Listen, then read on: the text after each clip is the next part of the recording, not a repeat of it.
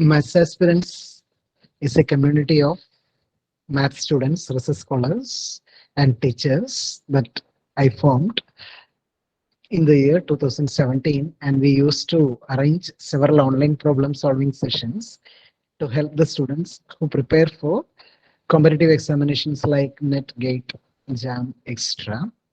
As a part of that series, today we have a session on integral equations, and we have Miss Anmary Tonny is with us, in which a session on this particular area. Miss Anmary is currently pursuing PhD at Cochin University of Science and Technology. She did her M.Sc from CUSAT itself, and she secured first rank in M.Sc, and she qualified UGC JRF, and now pursuing PhD. And her broad research area is functional analysis. As all of you know, for NET examination, there will be few questions from the area of integral equations. So I hope that today's session will help you to score good marks from that particular area. And I welcome everyone to this program, and I express my gratitude to Anmary. Anmary is with Math Aspirants from the very beginning of Math Aspirants groups itself. And I welcome everyone. Welcome, Anmary. Good evening, everyone. So first of all, let me thank Dr. Vinod Kumar and everyone associated with this for giving me this opportunity. So today we'll be discussing on integral equations. So one thing, what I'm planning to do is that I'll give you some theory parts from the topic, and we'll do the problems together. So I want everyone to sit here with a pen and a paper so that we can do the problems together. So this part that comes in the syllabus is going to have very few questions in your NET examination. Like it will have at most 2 to 3 questions from part B and part C. So mainly there is a lot of computations, not very difficult, but some computations that comes in this part. And if you know how to do this, it is definitely going to fetch you marks. So that is one thing particular about the subject. If you know the method to solve the integral equation. So broadly, we'll be studying about 2 types of integral equation. One, the Fredholm integral equation, the other Volterra integral equations. So once you know how to solve them, then you are done with the questions. Okay. So let me start with the definition of integral equation. So you know what a differential equation is. In a differential equation, you will have a dependent variable, you have independent variables, and you will have an equation that contains the derivative of this in dependent variable with respect to independent variable. Like you have equations with derivatives in that equation. So just like that, integral equation is an equation in which you have an unknown function that appears under one or more integral sign. So an integral equation. So an integral equation is basically an integral equation is an equation where you have an unknown function that appears under one or more integral signs. Now, for example, consider this equation given below. Y of x minus lambda integral a to b k of xt y of t dt is equal to f of x. Now, this is an example for an integral equation where the function y of x is this function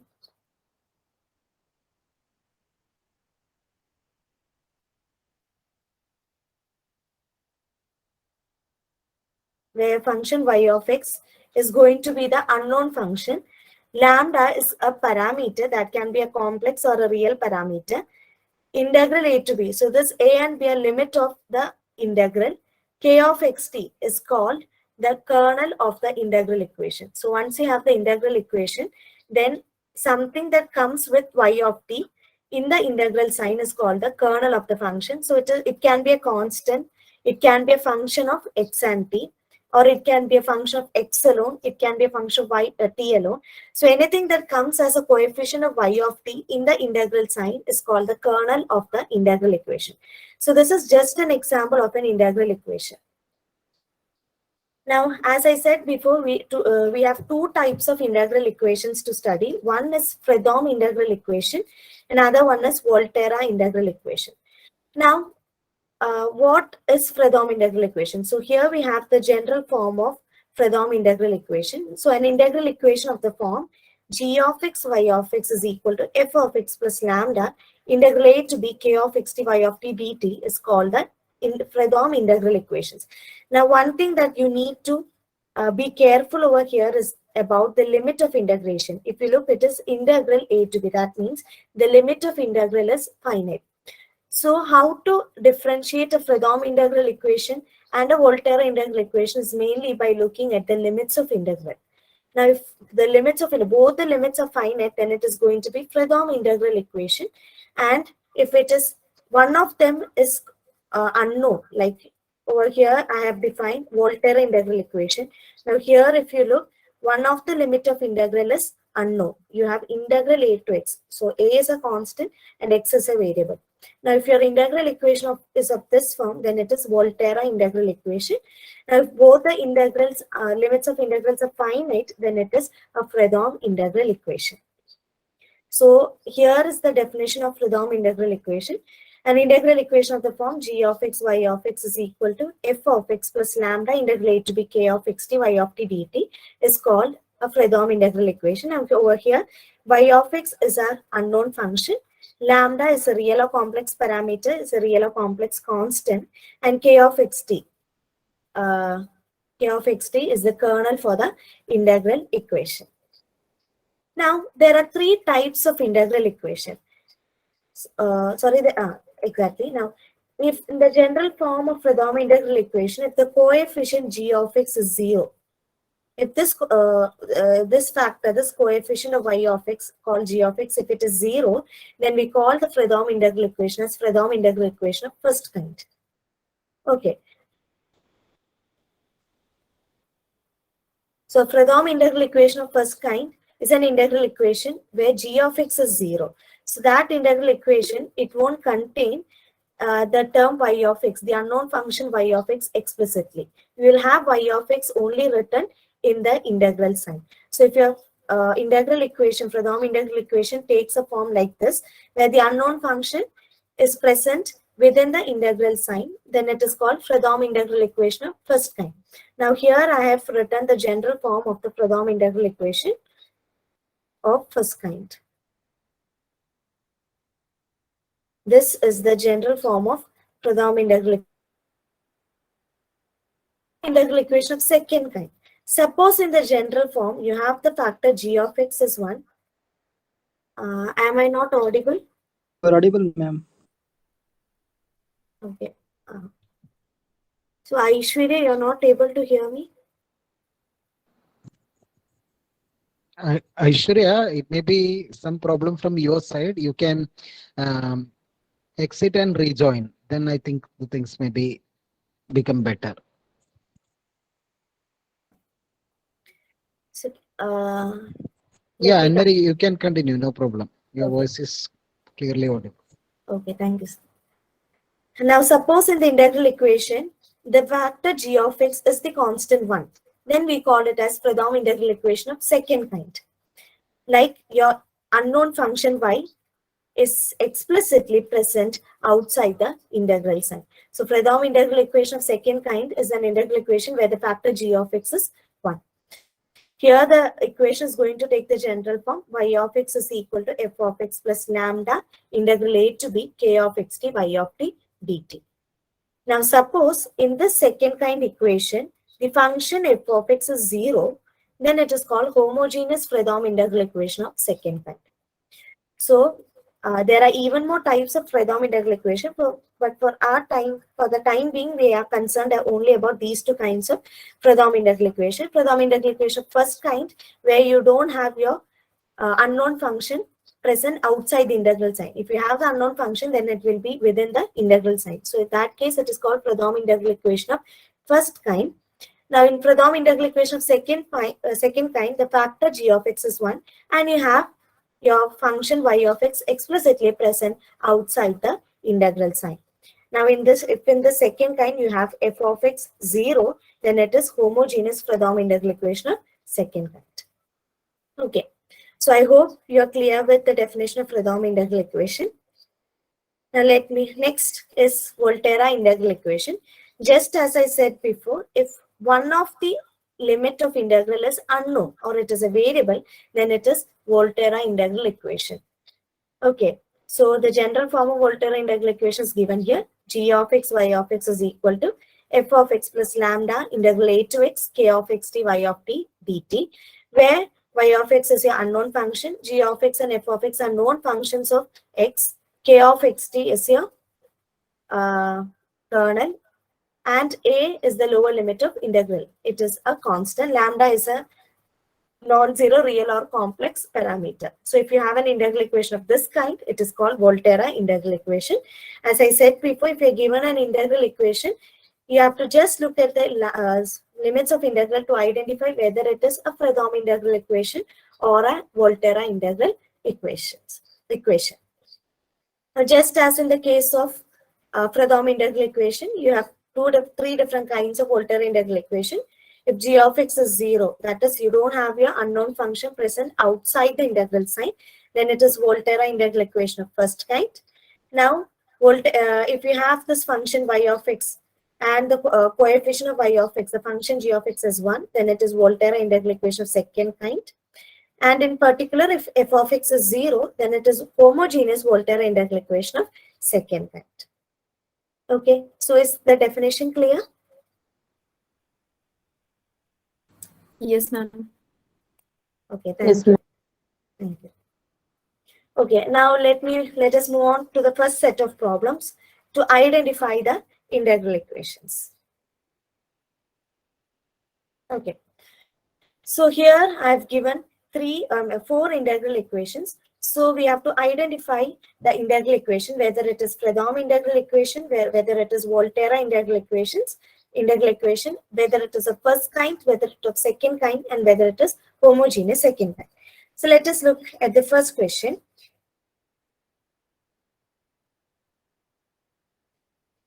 Okay. So here you are given with y of x is equal to e raised to x plus integral 0 to 1 e raised to x t y of t dt. So first thing to identify an integral equation is to check whether it is Fredholm integral equation or Volterra integral equation. So first thing that we have to do is we have to look at the limits of the integral. So if you look, it is integral 0 to 1. That is the limit of integral. Both the limits are finite. So that means it is a Fredholm integral equation. So this is a Fredholm integral equation. So I'll be using FIE for Fredholm integral equation and VIE for Volterra integral equation. Fine. So this is Fredholm integral equation. Now next thing that we have to look is whether it is of first kind or second kind. Now if you look, you can see the unknown function y of x present outside the integral sign. So this is Fredholm integral equation of first kind. Fine. The next, sorry, not first, it is second. Second kind. The next thing that you have to look at is whether homogeneous or not. So if you check, you have the function e of x present over here. That means the function f of x is non-zero. So this is not homogeneous. It is non-homogeneous Fredholm integral equation of second kind. So is the question clear and the answer clear? Yes, ma'am. The next question, I want someone to volunteer the answer. Now look at the integral equation. So first thing that you have to identify is whether it is a Volterra integral equation or a Fredholm integral equation. Now look at Volterra. Volterra because only one limit is finite, right? Yes, ma'am. Okay. So you have it identified as Volterra integral equation. Good. Now, the next question is whether it is a first kind of second kind. Second kind. Second kind? Or is it This is first kind, ma'am. sorry? I didn't hear. First kind, ma'am. Is it first? Is it a first kind or second kind? First kind. Ma'am, Why? first kind.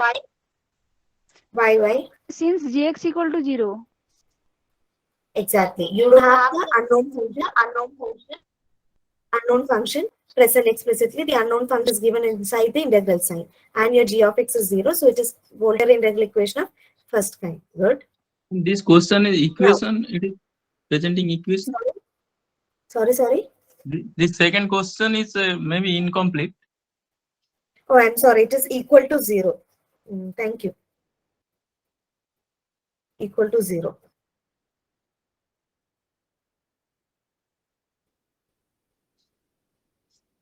Okay. So shall we move to the third question? Yes, ma'am. Okay. So first of all, is it a Fredholm integral equation or a Voltaire integral equation? Freedom integral equation. Why? Because 0 to 1 limit. okay, so both the limits are finite. So it is a Fredholm integral equation. Okay. Now is it a first kind or second kind? First kind, ma'am. First kind because Because Gx equal to 0. exactly. Now coming to the last. This is freedom integral equation. Fredholm integral equation. Good. Of. And the second kind, since Gx equal to 1. Okay, so this is Fredholm integral equation of second kind. Okay. So I hope this part is clear to each and everyone. Yes, ma'am. Okay. And next is special type of kernels. So first time is symmetric kernel. So what is a kernel? So just as in the equation, as I said, something that comes as the coefficient of y of t within the integral sign is called the kernel of the integral equation. Now next is the different types of kernels. So first one is symmetric kernel. So when do we say a kernel is symmetric? So kernel k of xt is called symmetric if it satisfies this condition. K of xt is equal to ktx conjugate. So if your kernel satisfies this condition, then it is called a symmetric kernel. Okay. So if you have a question asking whether a kernel is symmetric or not, you have to just check for this condition, whether k of xt is equal to ktx conjugate. Okay.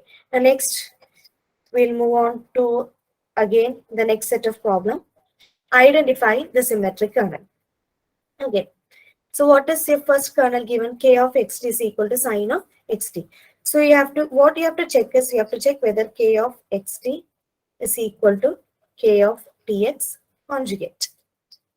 Okay. So over here, what is k of tx conjugate? K of tx is going to be sine t plus x conjugate, right? Now t and x are real functions, so this is sine of t plus x. Now what is sine of t plus x? This is sine of x plus t. Sine of x plus t is your kernel, k of xt. Fine. So you have k of xt conjugate is equal to k of tx conjugate is equal to k of xt. So this is a symmetric kernel. So this is a symmetric kernel.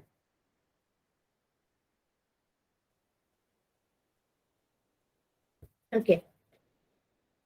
Is the answer fine? Is it clear? Yes, ma'am. Okay. Yes, ma'am. So next question, we'll do it together. So what is k of xt over here? It is x cube t square plus 1. So we have to check whether k of xt is k of tx conjugate. So let us find out what is k of tx conjugate. So k of tx is equal to k of xt is x cube t square. So k of tx is going to be t cube x square plus 1. This is not equal to k of xt. I'm sorry, I have missed a conjugate.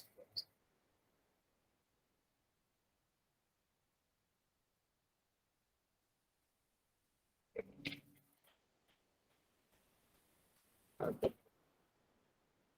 So did you get the answer? Yes, ma'am. Okay. So next question is k of tx is equal to I of xt. So I want this, I want everyone to do this and post the answer. K of xt is I of x plus t. So you may use your chat box and say whether this is symmetric or not.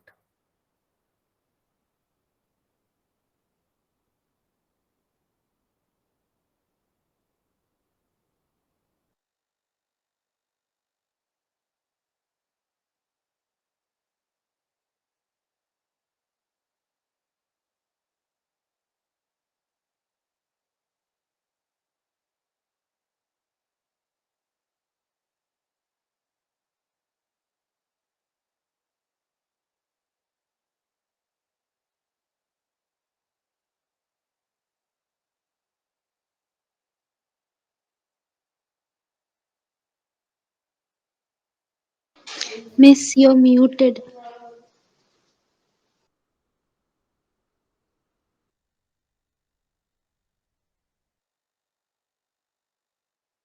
Okay, thank you.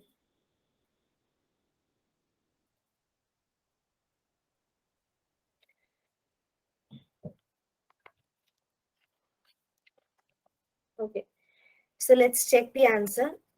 So k of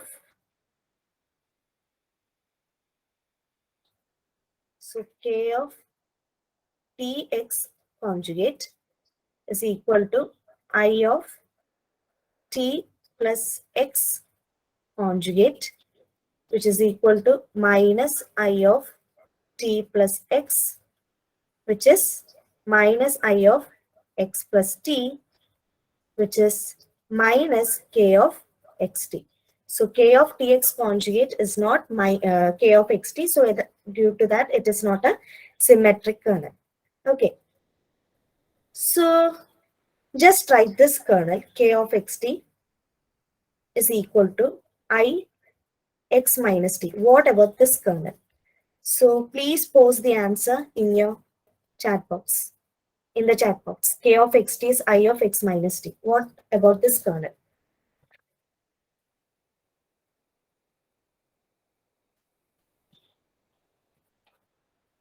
Okay, so Kote has said it is symmetric. Any other answers?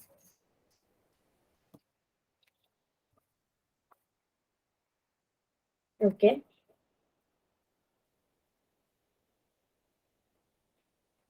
So can Kote say the steps involved?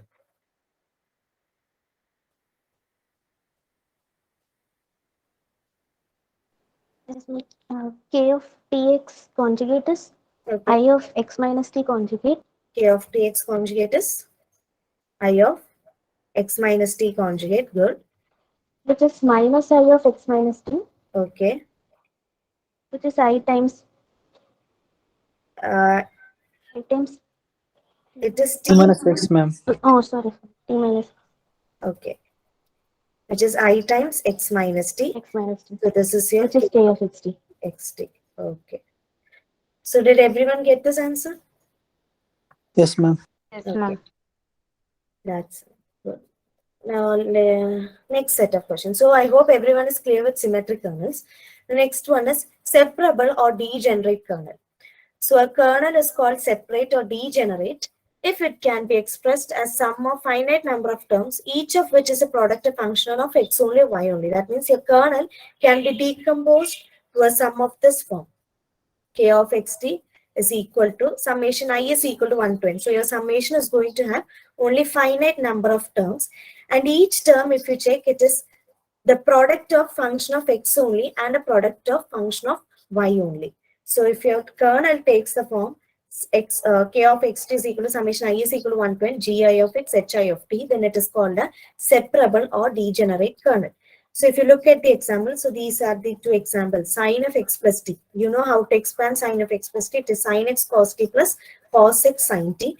So if you look, each term contains, each term is a product of two terms, which is a function of x alone and a function of t alone.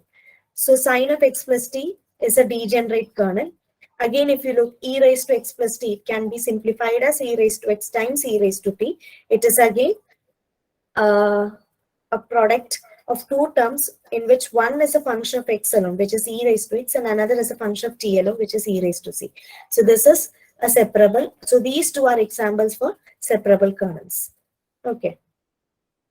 And this thing, I want everyone to study this equation, this rule, Leibniz rule for differentiation under integral sign. So this is not going to help in solving questions from integral equation. You can use it whenever you find it useful, whenever you feel free to use it. So Leibniz rule for differentiation under integral sign. So let f of xt and dou f by dou x be continuous functions of both x and y, and let the first derivatives of g of x and h of x be continuous. So how to solve this equation? How to solve the derivative of an integral? So d by dx of integral g of x to h of x, f of xt dt. So in case you have a function of this form, if you have to find the derivative of an integral where the integral, the limits of integrals are functions of x and the integrand is a function of x and t. So whenever you come across this situation, you can use this formula, which is called Leibniz rule for differentiation. So d by dx of integral g of x to h of x, f of xt dt is integral g of x to h of x, dou f by dou x at dt. So your function f is a function of x and t. So when you take the derivative inside the integral, it changes to the partial derivative of f with respect to x. So integral g of x h of x, dou f by dou x dt, the partial derivative of f with respect to x dt plus function. Now you have the function f with you, f of x, and instead of t you have to substitute h of x, dh by dx minus f times function of x g of x dg by dx. So whenever you have whenever you are asked to find the derivative of an integral where the integral is a function of x and t, and your limits is a function, both the limits are functions of x, then you can use this rule, Leibniz rule for differentiation under integral sign. So I want everyone to study this formula. D by dx of integral g of x to h of x, f of x t dt is equal to g of x, integral g of x to h of x, partial derivative of f with respect to x, dt plus f of x, h of x dh by dx minus f, the function f evaluated at x, g of x dg by dx. And when g and h are constants, you have dh by dx and dg by dx to be 0. So in that case, the integral is just taking the partial derivative of f with respect to x and evaluating it at the endpoints g of x and h of x. So in this case, g and h are constants. Okay. So is the formula clear? Yes, ma'am. The next is again a very important formula. Now, sometimes you may be asked to convert integral equations to differential equations and differential equations to integral equations. So for that case, this formula is going to be helpful. So suppose you have an integral of this form, integral a to x, etc., integral a to x. That means here integrating the function y of t from a to x within the limits a and x n times. So this can be converted to a single integral. And this single integral is going to take this form, 1 by n minus 1 factorial. So this n is how much time you are integrating the function y. So 1 by n minus 1 factorial, integral a to x, x minus t raised to n minus 1 y of t dt. So again, this is equally important a formula just as the previous one. So I want each and every one of you to note this formula as well. The formula for converting multiple integrals to a single integral.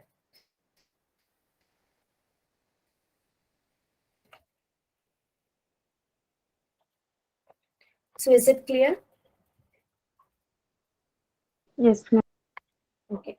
So should I show the previous? Okay. Did everyone write down this equation? Yes, ma'am. What about this one? Yes, ma'am. Okay. Now we'll start solving the differential equations. So first I'll solve Fredholm integral equations. Okay. Then we'll go to Volterra integral equation. So Fredholm integral equations is much more easier to solve than Volterra integral equations. Okay. So let us try this question. Find a solution to the Fredholm integral equation given below. Y of x is equal to x plus integral 0 to 1 x t square y of t dt.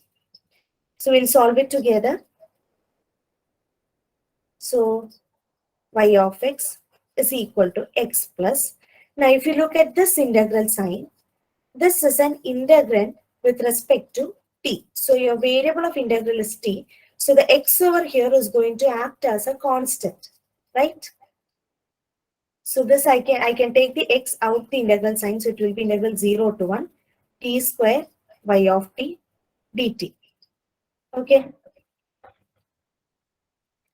Now, if you look at this integral sign, integral 0 to 1 t square y of t dt. So this, the limit of integral, both the limits are finite. So once you integrate this function and once you substitute the limits, the whole integral is going to be a finite quantity. Am I right? Yes, ma'am. Okay. So I can actually substitute it as a constant c. Okay, so I can rewrite it as y of x is equal to x plus cx, where your c is integral 0 to 1 t square y of t dt. Okay. So your y of x is equal to 1 plus c times x. So you have got a function x as 1 plus cx. So once you know what your c is, you have solved the integral equation. Am I right? Yes, ma'am. So did you get the idea what I've used over here? I first looked at the integral equation. I look at the integral sign. So anything other than t over here is going to act as a constant because this integral is with respect to t. So I can take this x outside and can rewrite the equation as y of x is equal to x plus x times integral 0 to 1 t square y of t dt. Now since the limits of integrals are finite, this integral is going to be a constant and I'm calling the constant as c. So the equation changes to y of x is equal to x plus cx. And y of x is, so I can rewrite y of x as 1 plus c times x, where your c is this integral. Okay. So once you have your c, you are done with the solution of the integral equation. So our next step is to find the value c. Okay. So again, c is equal to integral 0 to 1 t square y of t dt. Now you know what a function y is. It is y of x is equal to 1 plus c times x. So y of t is going to be 1 plus c times t dt. Are you clear with what I have done? Yes, ma'am. Yes, ma'am. Yes, ma'am. This is equal to 1 plus c is going to be a constant. So I'm taking 1 plus c out of the integral. So it changes to integral 0 to 1 t cube dt. Fine. Yes, ma'am. Okay. So this becomes c is equal to 1 plus c integral 0 to 1 t cube, right? Integral 0 to 1 t cube dt. So this is 1 plus c. What is integral t cube? It is t raised to 4 by 4 evaluated from 0 to 1. So this is equal to 1 plus c times 1 by 4 minus 0. So this is 1 plus c times 1 by 4. So 4c is going to be 1 plus c. So 3c is going to be 1. So this implies c is equal to 1 by 3. Okay. So what was the function? Y of x was equal to 1 plus c times x. So this is 1 plus 1 by 3 times x. So that is 4 by 3 x. So your solution is y of x is equal to 4 by 3x. Is it clear or should I explain it once more? Clear, ma'am. Yes, ma'am. Okay. So what did we do over here? We converted it. I mean, we took this part to be a constant. We rewrote. We had rewritten this equation, integral equation, and we found the value c for the value constant c, and we substituted back to this equation, and we got the solution. Okay. So we'll go move on to the next question. Given y of x is equal to x plus integral 0 to 1 x t y of t dt. Find the value of y of 2. Okay, so we'll do this again together. So y of x, we'll do it just as in the previous case. Y of x is equal to x plus. Now this is an integral in terms of t. So anything other than t and function of t is going to be a constant. So this is x times integral 0 to 1 t y of t dt. Okay. So this is by again, this is a finite integral. So this is going to be a constant. I'm calling the constant as c.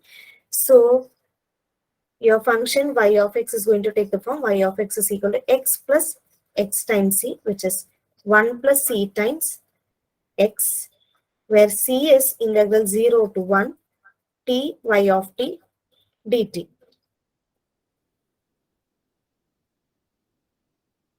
Okay. So can you solve for the value c?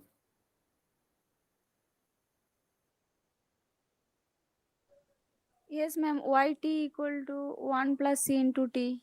Okay. So Okay. c is equal to t times 1 plus c times t dt. Now find the value of c, just as we did in the previous case. 3, ma'am. 3.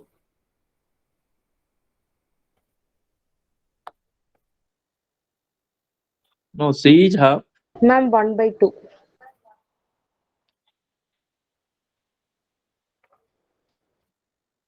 P is equal to 1, ma'am.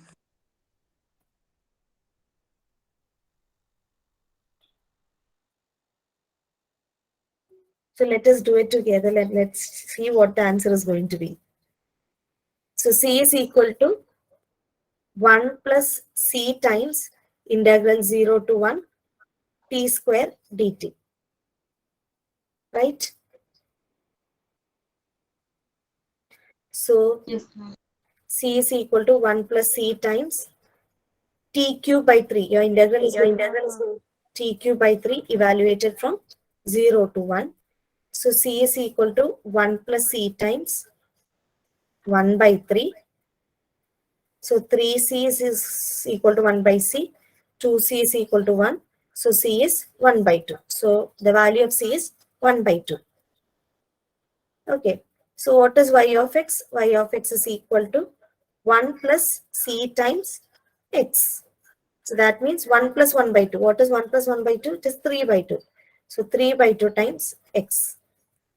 So in the question, we are asked to find y of 2, right? So y of 2 is equal to 3 by 2 times 2, which is equal to 3.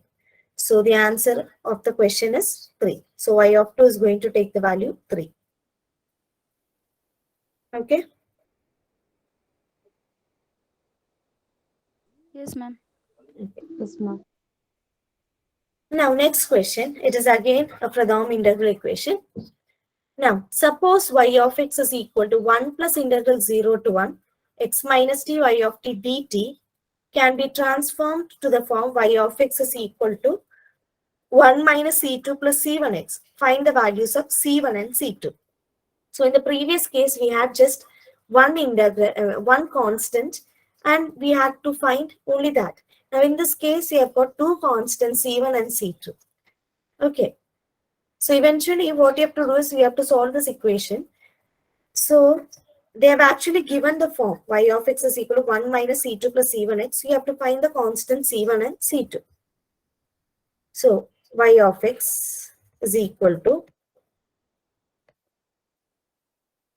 1 plus integral 0 to 1.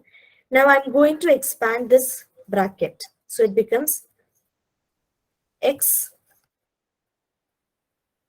y of t minus t y of t dt.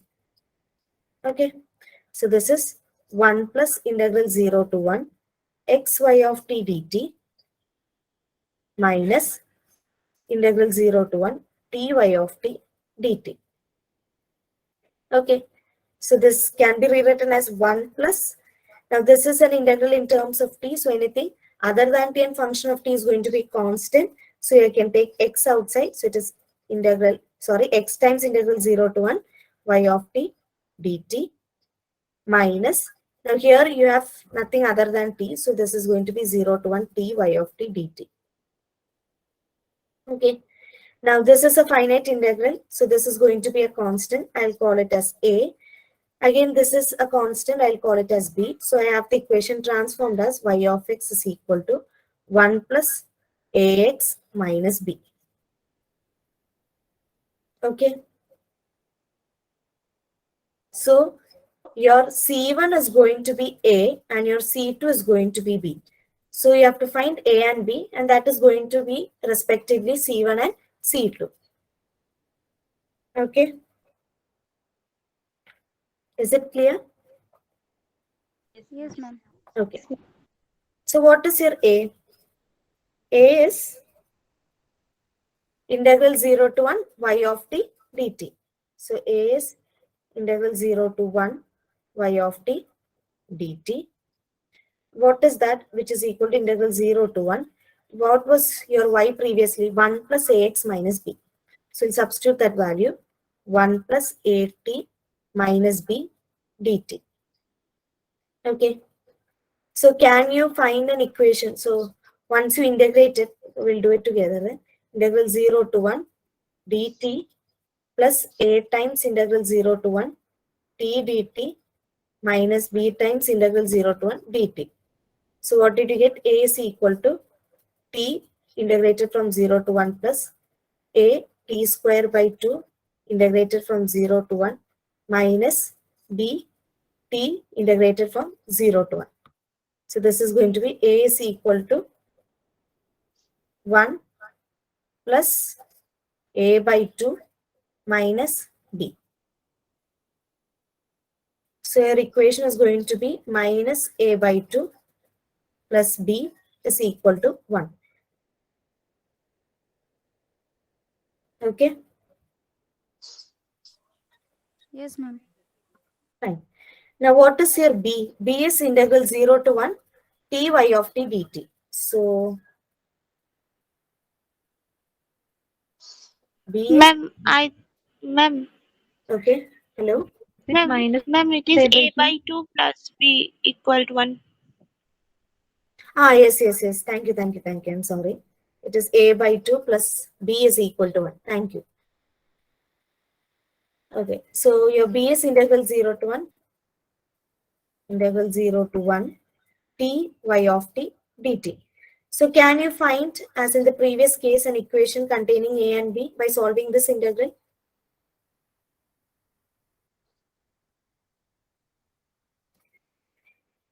Yes, ma'am.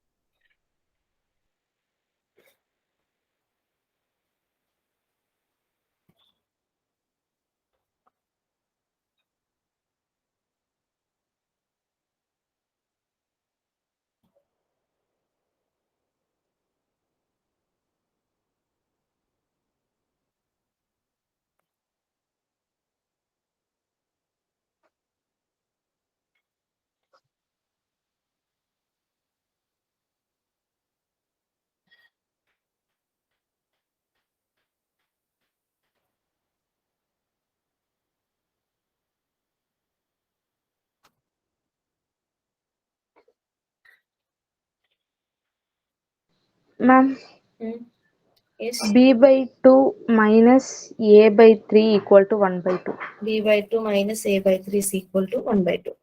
Can everyone get this equation?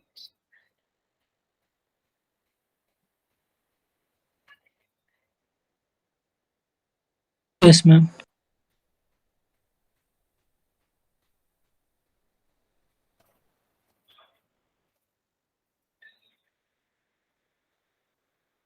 Okay.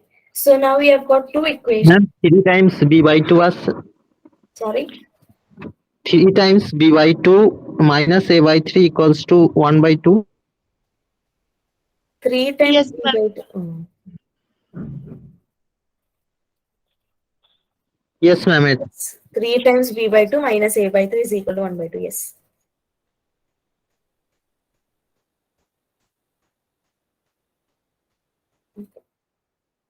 So should I do this integral, or is everyone fine with this answer? 3b by 2 minus a by 3 is equal to 1 by 2. It is fine. Okay. So now we have got two equations in A and B. First equation is a by 2 plus b is equal to 1. And second equation is minus a by 3 plus 3b by 2 is equal to 1 by 2. So can you solve the equation to find A and B?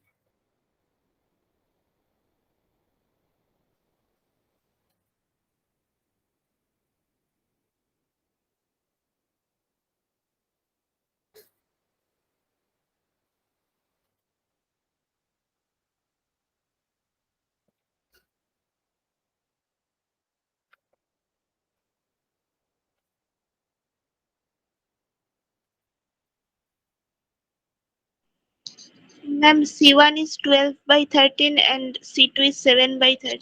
Yes. Did everyone get that answer? I'll write it now. A is 12 by 13.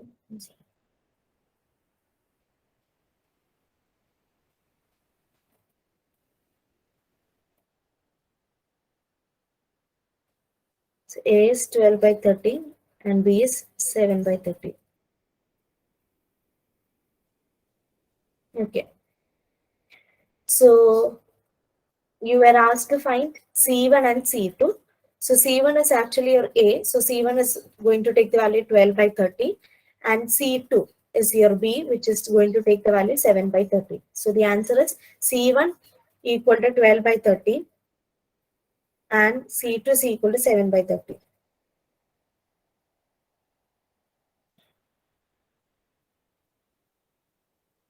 Is it clear? Yes, ma'am. Yes, ma'am. So this is one method to solve Fredholm integral equation.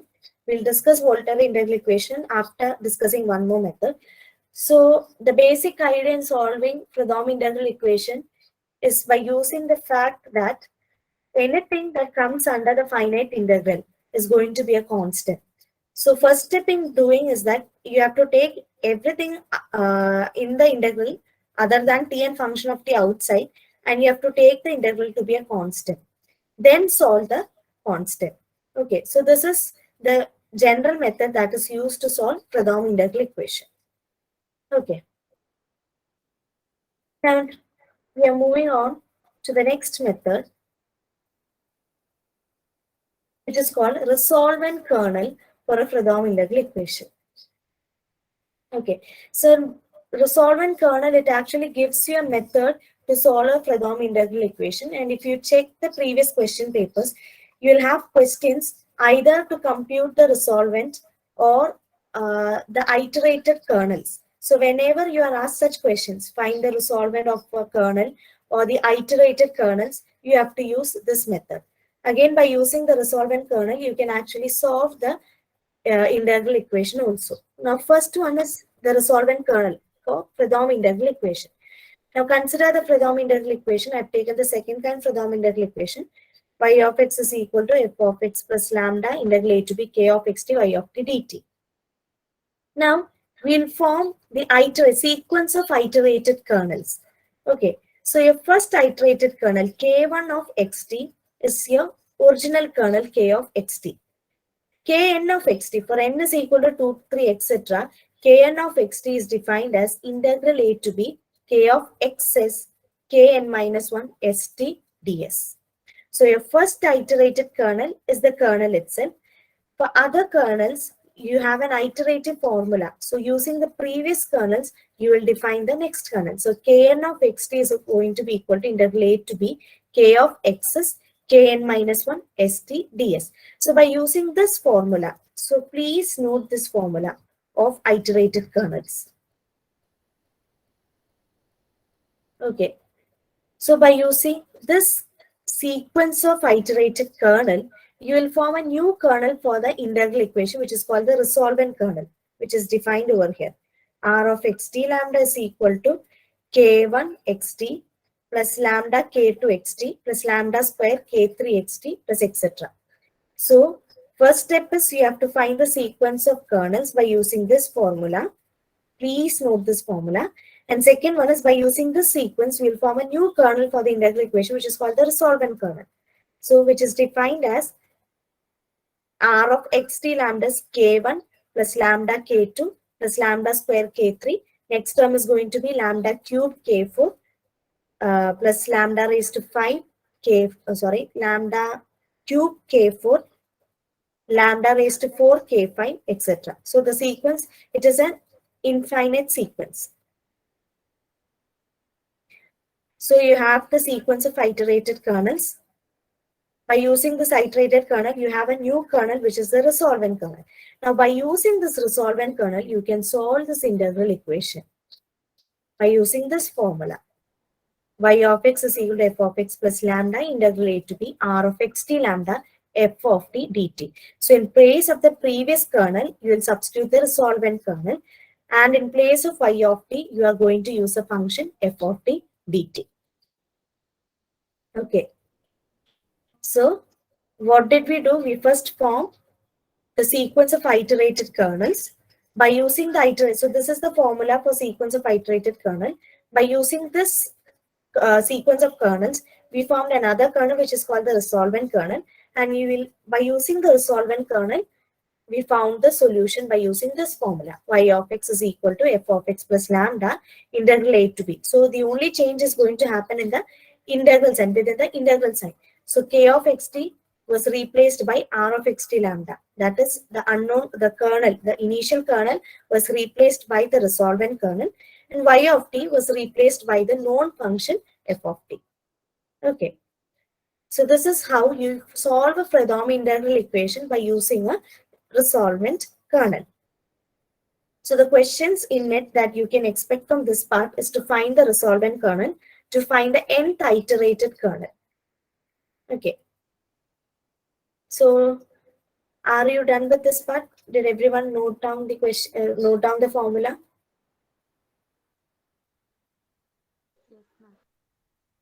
Hello? Yes, ma'am. Okay. Now let's do a problem from this part. Determine the resolvent kernel of the kernel k of xt is equal to xt in the interval 0, 1. So what is the formula for resolvent kernel?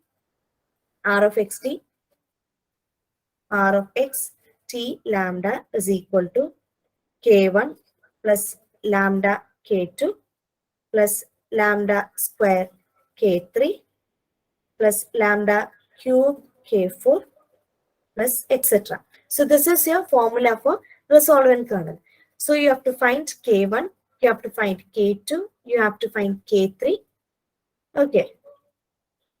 So k1 by definition, k1 of xt is k of xt itself, which is xt. Now what is k2 of xt? Now k2 of xt is integral a to b k of x's k1 of st ds, which is equal to, so your limits is given as 0 to 1. So this is integral 0 to 1. K of x's is x's. K of st is st ds. So this is going to be integral 0 to 1 xt s square ds, which is equal to xt. So this is an integral in term of s. So xt, the product xt is going to act as a constant. So integral xt, integral 0 to 1 s square ds, which is equal to xt integral s square is s cube by 3. S cube by 3 integrated from 0 to 1, which is equal to xt times 1 by 3. Okay, so that is your second iterated kernel. K2 of xt is xt times 1 by 3. Is it clear?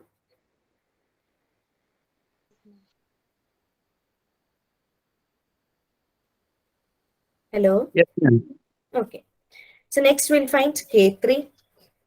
So what is K3 formula for K3? K3 of xt is going to be equal to integral 0 to 1 k of x's K2 of st ds, which is integral 0 to 1. K of x's is x's. K of st is st times 1 by 3 ds. So which is going to be equal to xt by 3 integral 0 to 1 s square ds. So what is the integral value?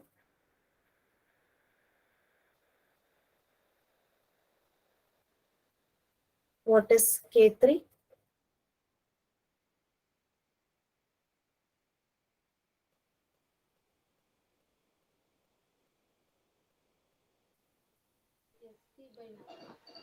xt by 9. Xt by 9, which is xt by 3 square. Okay. Now what about K4? Can you solve K4 and post the answer in the chat box?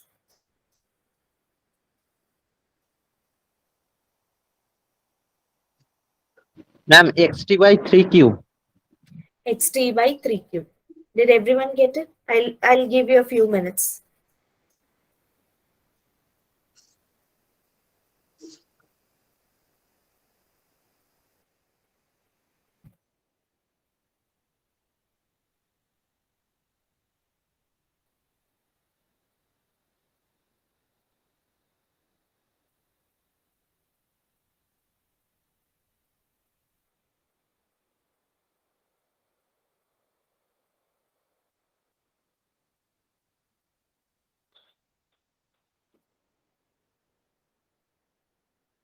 Any other answers other than this one?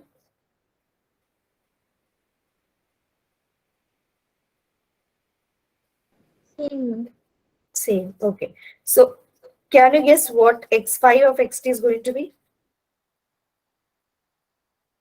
xt by 3 power 4. Sorry, xt by 3 power 4.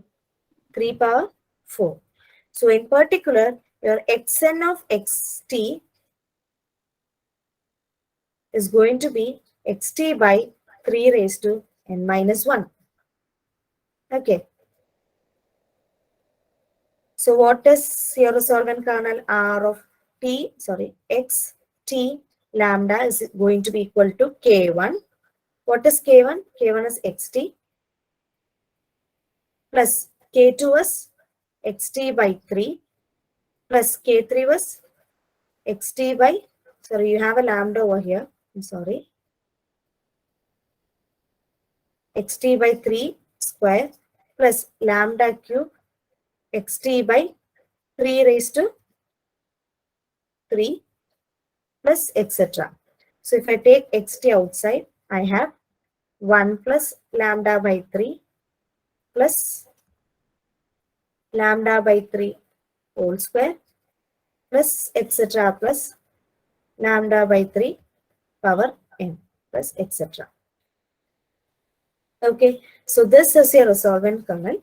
Now suppose you have modulus of lambda by 3 is less than 1. Then this is going to be xt by xt times 1 by 1 minus lambda by 3. So this is your resolvent kernel. Provided mod lambda by 3 is less than 1. Because this is a geometric progression with common ratio lambda by 3 and it converges when lambda modulus of lambda by 3 is less than 1. So is it clear? Yes, ma'am. Yes, ma'am. Should I explain it once more or should I go to the next question? Next question. Okay. Now find the second iterated kernel of the kernel k of xt is equal to sin x cos t in the interval 0 pi by 2. So second iterated kernel means we have to find k2 of xt. Okay. So k1 of xt is k of xt. What is k2 of xt? So k2 of xt is integral 0 to 1 k of x's kn minus k1 of st ds. So which is equal to integral 0 to 1 k of x's is sin x cos s 0 to pi by 2. Ma'am, 0 to pi by 2. Thank you. Okay. Sin x cos s times sin s cos t ds. So your sin x and cos t is going to be constants. So I can take it outside. So it will be sin x cos t integral 0 to pi by 2 cos s sin s ds. So can you solve this integral?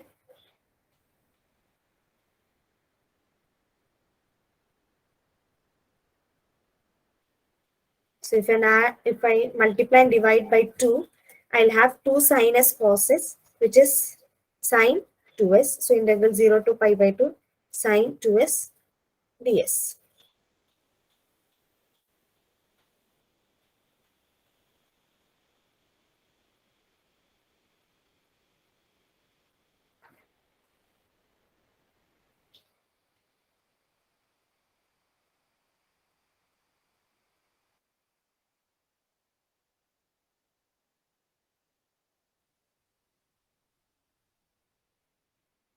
What is integral sin 2s?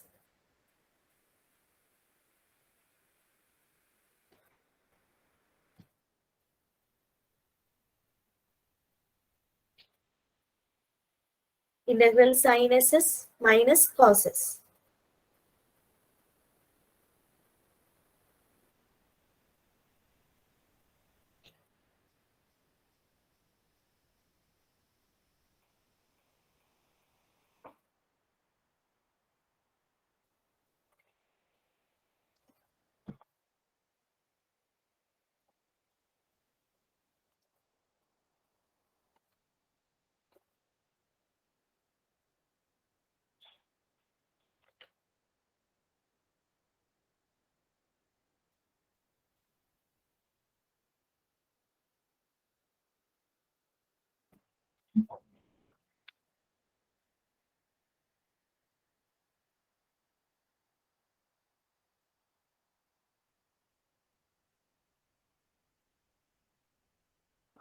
So what is the integral value?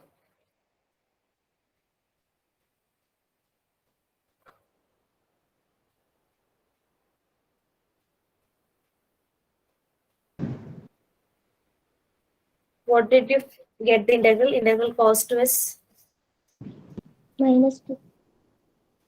minus 2. Okay. So they has given the right answer, sin x cos t by 2. So this will get cancelled out and you have sin x cos t by 2. So this is your second iterated kernel.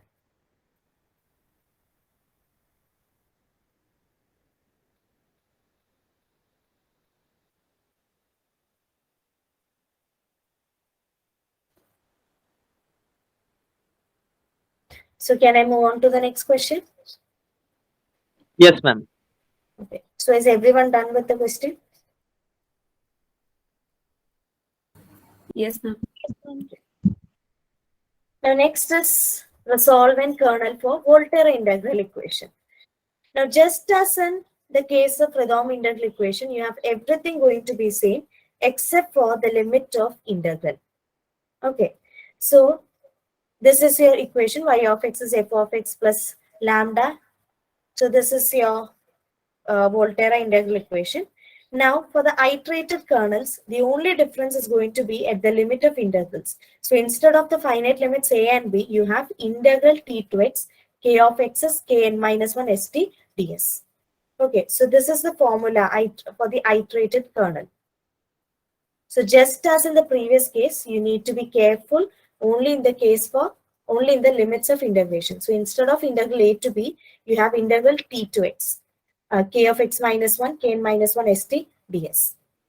Again, the resolvent kernel has the same formula,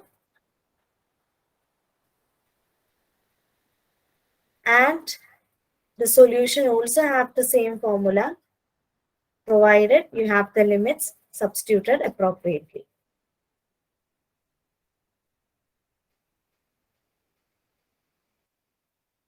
Ma'am, Yes? in the formula for k and xt, nth iterated kernel, should it be a to x limit? No, it is t to x itself. When in the solution, you have it as from a to x, but in the iterated kernel, it is from t to x itself.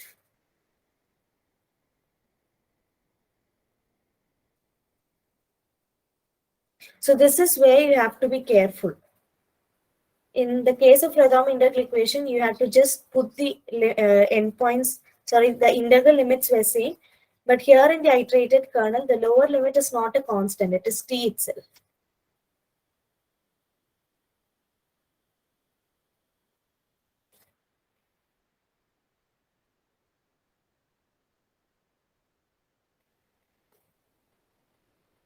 Okay.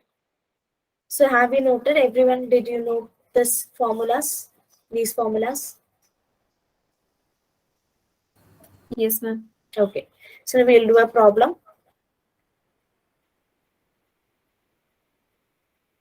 For the Volterra integral equation, y of x is equal to x plus 2 times integral 0 to x e raised to x minus t y of t dt, we have to find the resolvent kernel. Okay. So what is the first iterated kernel? K1 of x's. K1 of x's is k of x's itself, which is e raised to x minus t. Now k2 of x's, can someone give me the formula?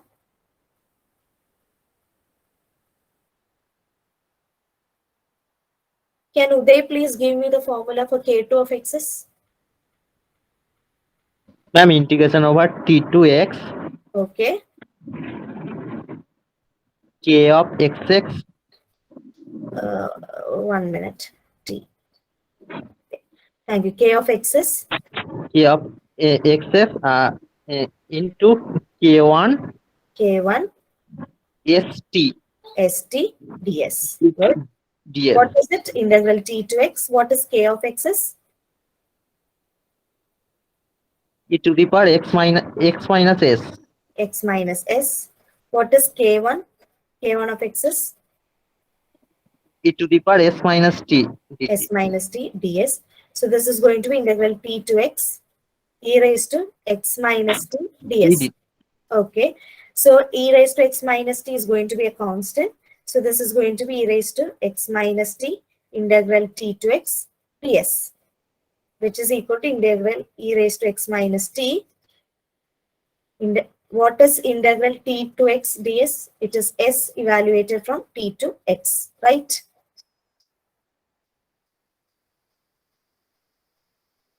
Hello? Ma'am. Yes, ma'am.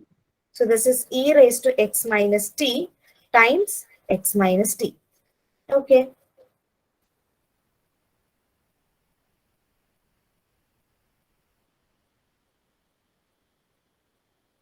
So you have k2 as e raised to x minus t times x minus t.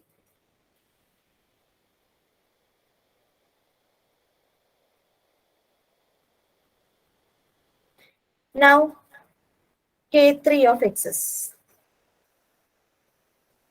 xt is going to be integral t to x. K of xt. What is k of x's?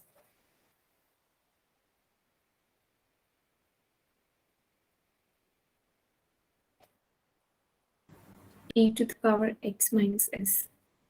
E raised to x minus s. This was x minus t times, sorry, s minus t times e raised to s minus t ds, which is equal to integral t to x e raised to x minus t s minus t ds. So can someone solve this integral and give me the answer?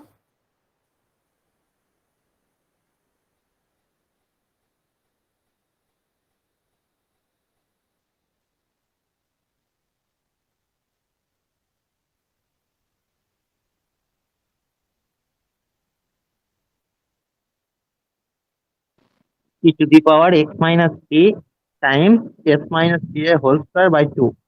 A power x minus t times x minus t. Is this what you said? S minus t whole square by, yes, Oh. yes, ma'am. Yes, ma'am. Okay. So that we have K3. So can you find K4 also?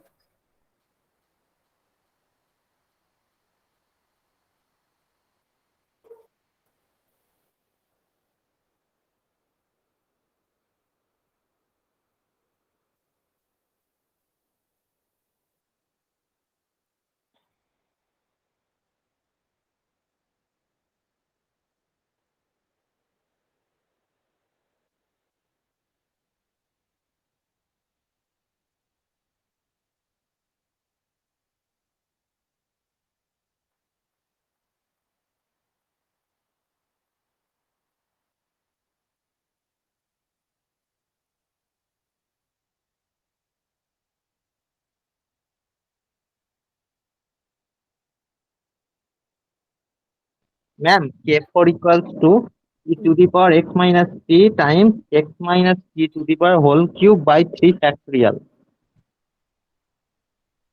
Okay. So let me I'll wait for 2-3 minutes so that others can also complete.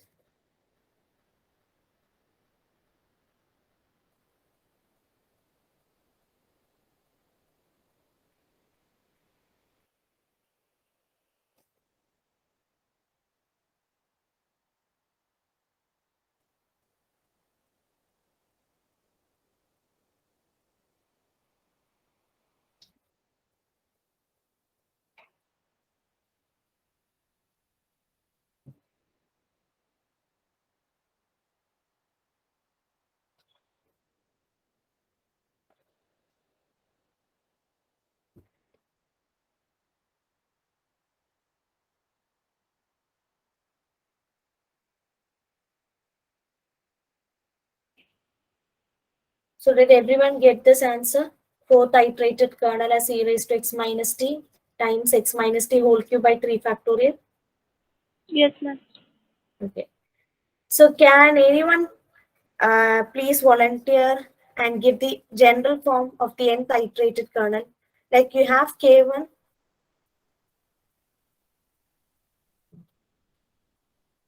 You have K1 as e raised to x minus t. You have K2 as e raised to x minus t times x minus t. We have K3 as e raised to x minus t whole square by 2. K4 as e raised to x minus t whole cube by 3 factorial. So what about Kn? Ma'am, Kn equals to e to the power x minus t times x minus t whole to the power n minus 1 by n minus 1 factorial. Okay. So this is going to be the general form of the nth iterated kernel. Okay.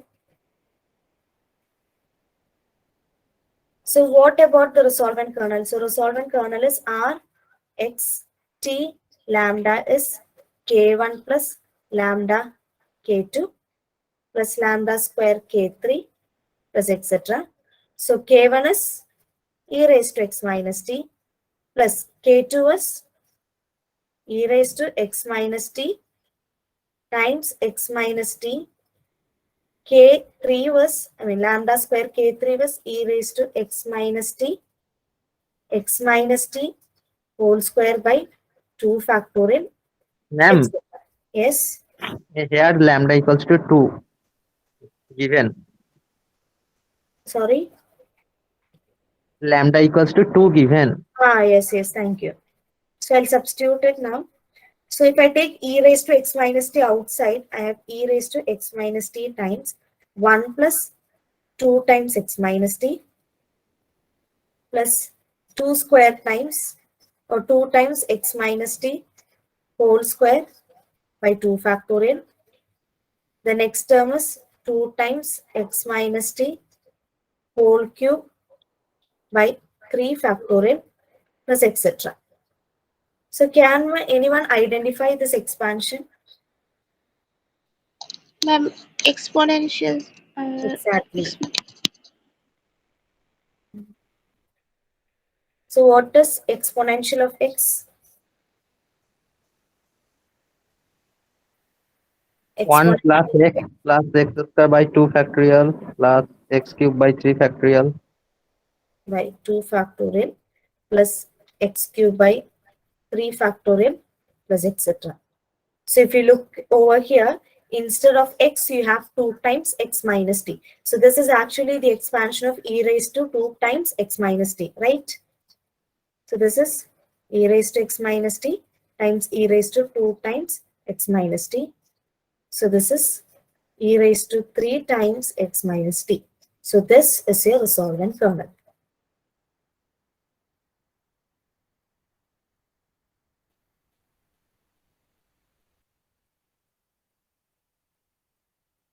Okay. So is everyone okay with the answer? Yes, ma'am. Okay. So the next question is, find the third iterated kernel of the Volterra integral equation y of x is equal to 1 plus x cube plus integral 0 to x kxt y of t dt, where the kernel is 2 power x minus t. So can you do it yourself? So k1 is k of xt, which is 2 power x minus t. K2 is integral t to x 2 power x minus s 2 power s minus t ds, which is 2 power x minus t integral t to x ds, which is 2 power x minus t times x minus t. Now we are asked to find k3. So is k2 clear?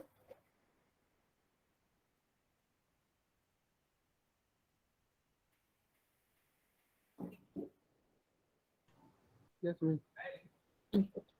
So can you solve k3 and give me the answer?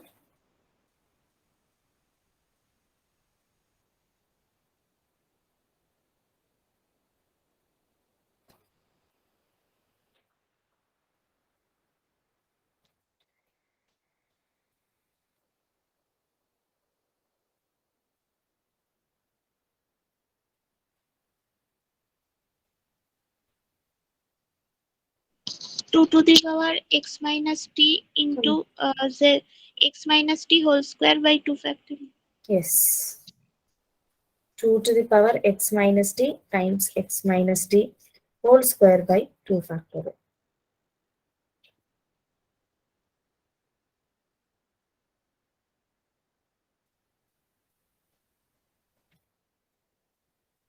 So did everyone get this answer?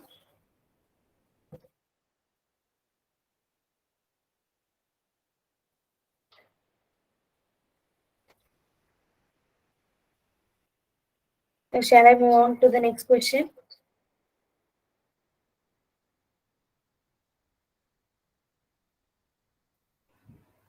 Yes, ma'am. Or should I wait for 2-3 minutes? Is there anyone who have not got the answer? Could you repeat the answer? Sure.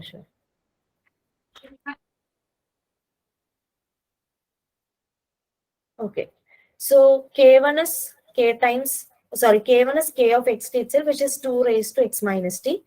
K2 is integral t to x, k of x's, which is 2 raised to x minus s, k1 of x's, st, which is 2 power s minus t ds. So this is going to be integral t to x 2 times x 2 raised to x minus t ds. Now being an integral in terms of s, 2 raised to x minus t is going to be a constant. So this integral changes to 2 raised to integral x minus t integral t to x ds, which is 2 raised to x minus t times x minus t. Is this fine? Yes, ma'am. Okay. Now about k3 of x. So k3 is integral t to x, k of xs, k2 of st ds.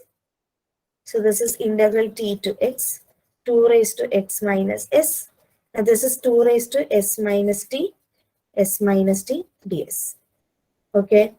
So this is 2 raised to x minus t, integral t to x, s minus t ds. Fine. So this is 2 raised to x minus t. So this is going to be s minus t whole square by 2 from t to x. So this is 2 raised to x minus t by 2. Now s minus t whole square, it is x minus t whole square minus, when you substitute t over here, it is t minus t whole square, that is 0. So this is going to be 2 raised to x minus t by 2 x minus t whole square. So is this clear now?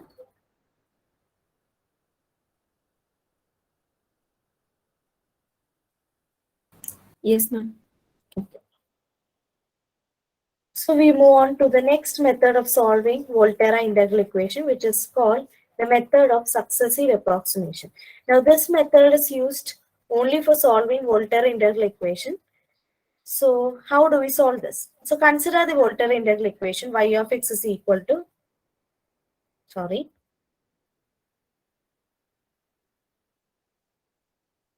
consider the Volterra integral equation y of x is equal to f of x plus lambda integral a to x k of x to y of t dt.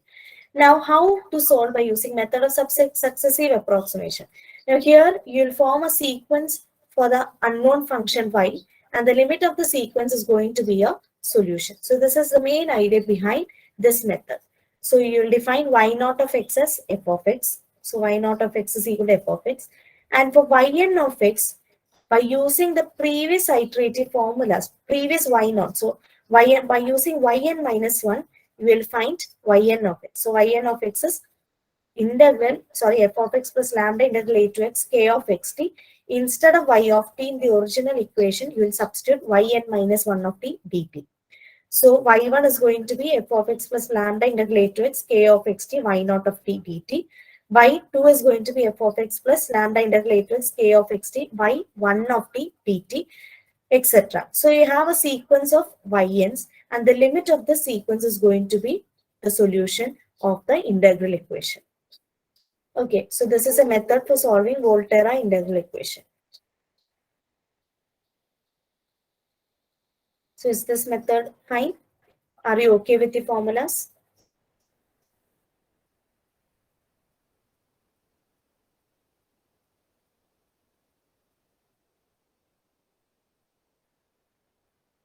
Can I move on to the problem? Yes, ma'am. Yes, ma'am. Okay. So y of x is given as 1 plus integral 0 to x y of t dt. We have to find y of x. So how do we know? How do we proceed? Your y naught of x was f of x, which is 1 in this case. Fine.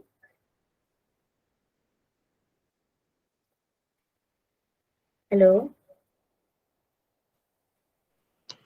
Yes, ma'am. Okay. So what is going to be y1 of x? y1 of x is going to be 1 plus integral 0 to x. In place of y of t, you will substitute y naught of t dt. Okay. So this is 1 plus integral 0 to x. What is y naught of t? 1. So this is going to be dt. So this is 1 plus t integrated from 0 to x. So which is equal to 1 plus x. Okay.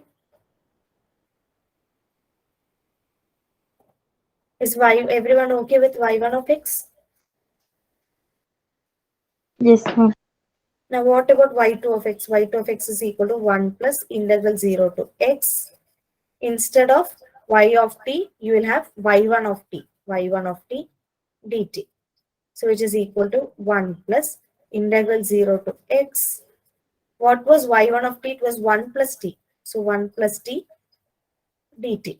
So this is 1 plus t square by 2 factorial integrated from 0 to x. So this is going to be 1 plus x square by 2 factorial. Fine. Yes, ma'am. So can you solve y3 of x?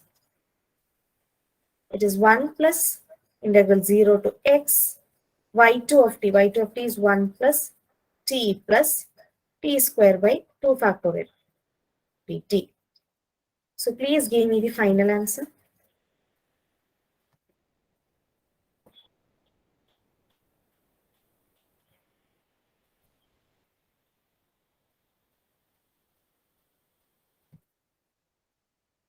Ma'am, 1 plus x square by 2 factorial plus x cube by 3 factorial. Exactly. X cubed by 3 factorial. So I'll wait for 2-3 minutes so that others can also finish.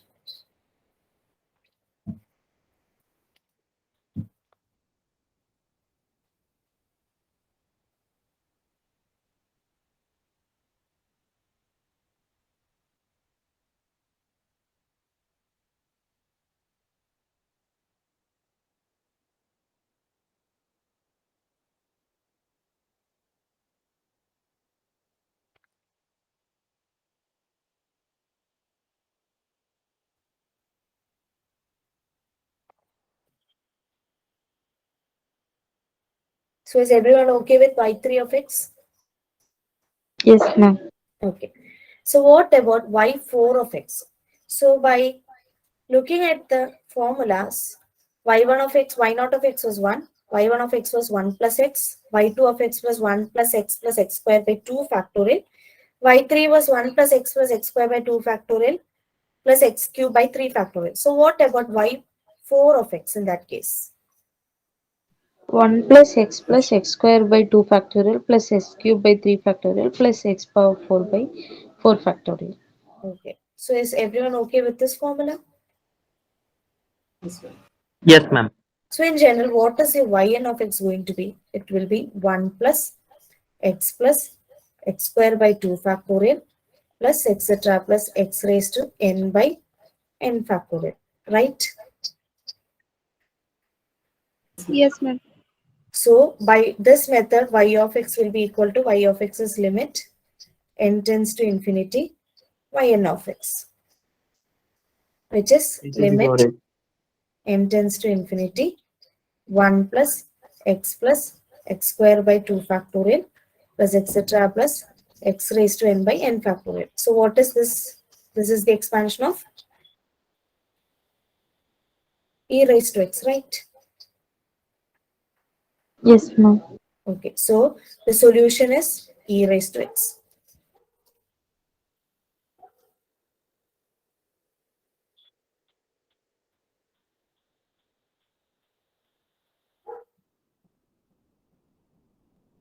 Is everyone okay with the answer? Okay. Yes, ma'am. Now we solved this Volter integral equation by using the method of successive approximation.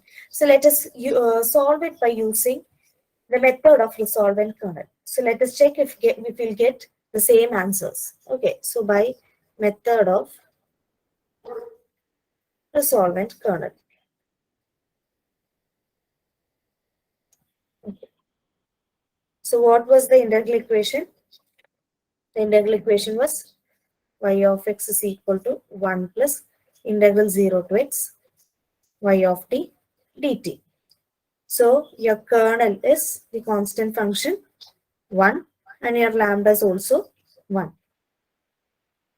Is it okay?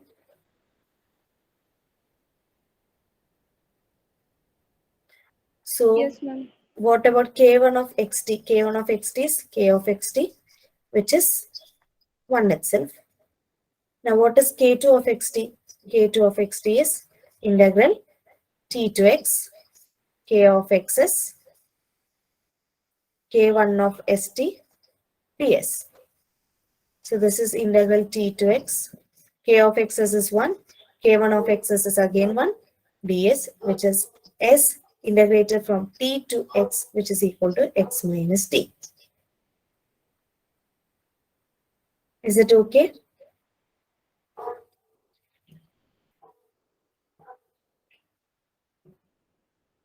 Yes, ma'am. So what about k3 of xt?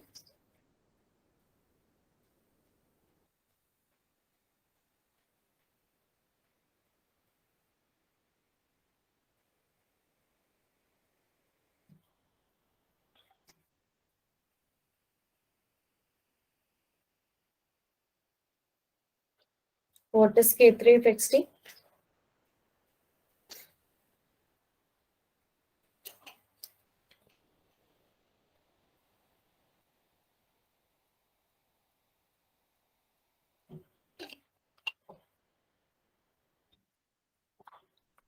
S minus T whole square by 2. X minus T whole square whole square, exactly. X minus t whole square. by 2 or 2 factorial? Whatever. Okay. So it is, for time being, I'll write it as 2 itself. Or should I write 2 factorial?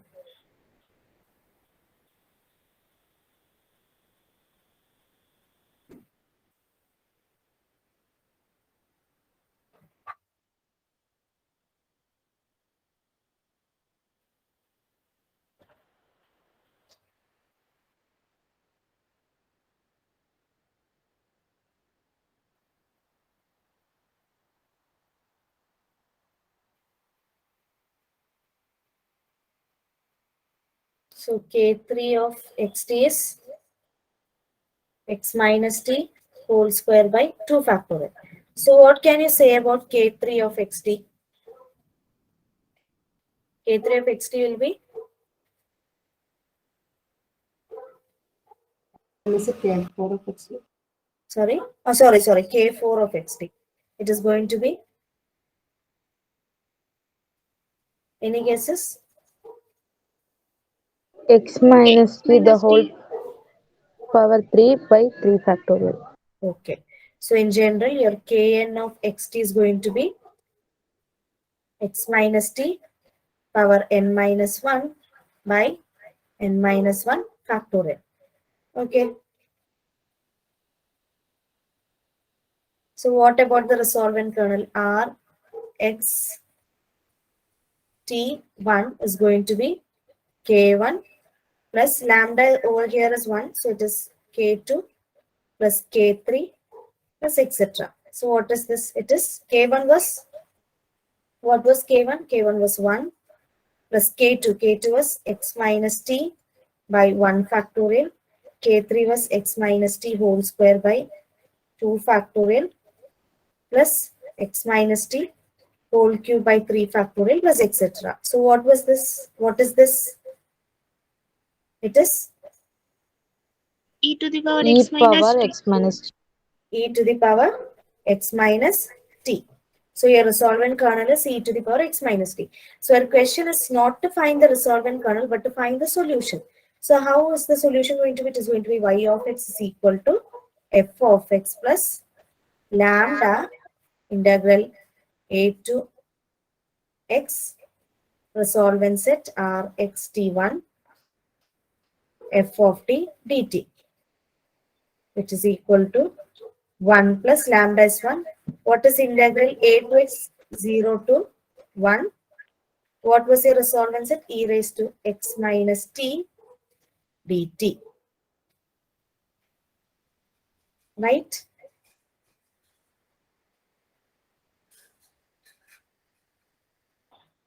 So what is this going to be?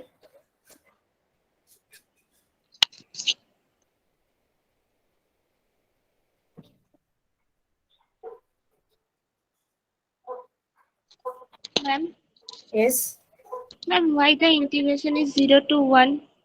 I'm sorry, it is 0 to x. I'm sorry, I have made the mistake. Thank you. It is 0 to x. Okay. So 1 plus e raised to x minus t by minus 1 from 0 to x. So this is going to be 1 plus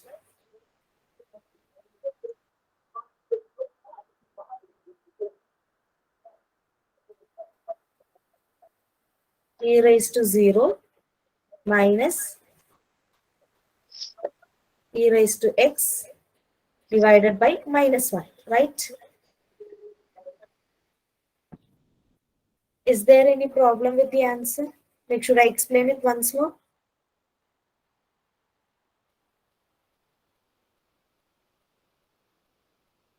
Hello? No, ma'am. Sorry? Okay, ma'am. Hello? Ma'am, no need to explain. Once again. Okay. So what is going to be this thing? 1 plus e raised to 0 is going to be 1 minus e raised to x. So you have a minus 1 in the denominator. So this was going to be 1 minus e raised to 0 plus e raised to x. Right?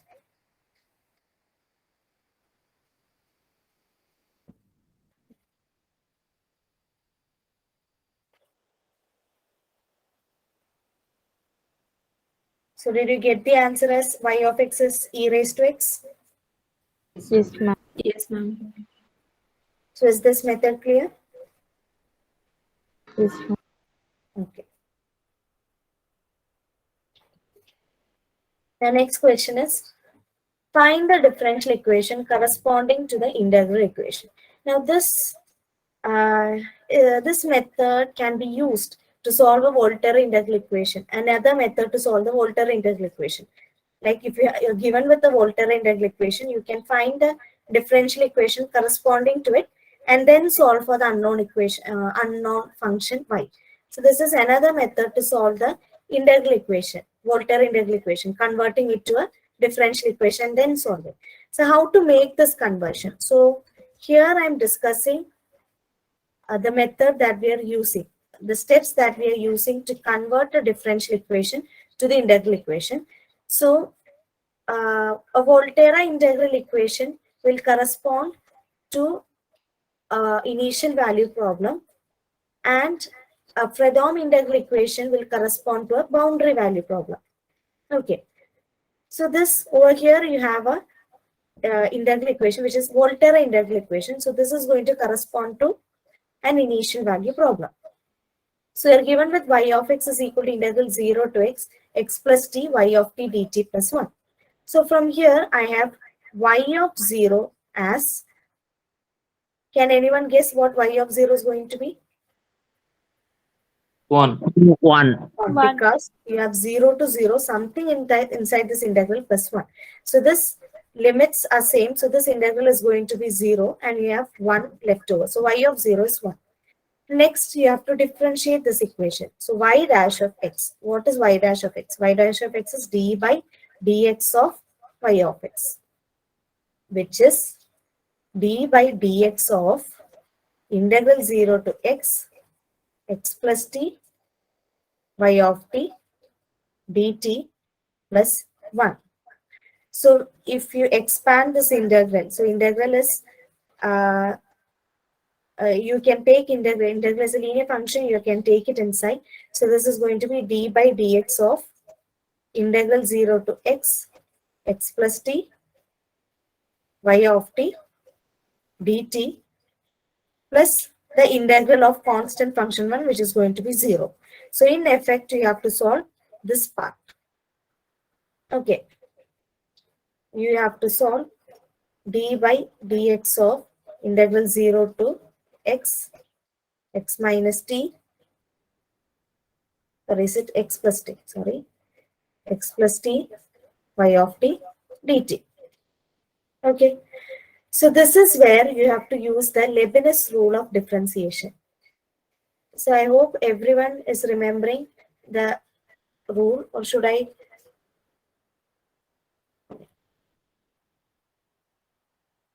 So this is the Leibniz rule for differentiation. So here we have to use this formula. Okay. D by dx integral g of x, h of x, f of x t dt. So what is your g of x over here?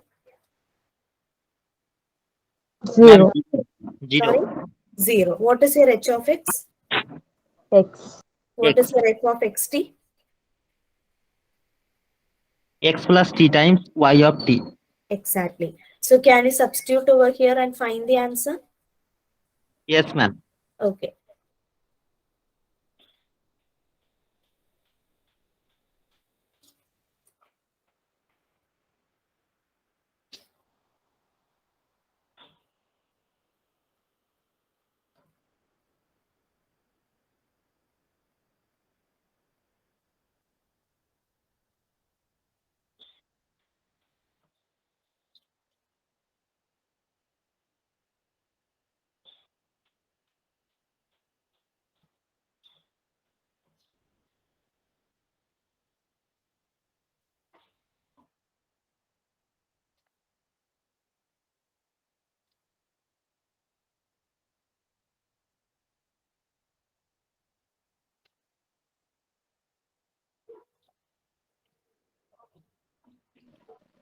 Ma'am এই পার্টটা তো Sorry? I didn't hear you. So did you get like this? yes ma'am.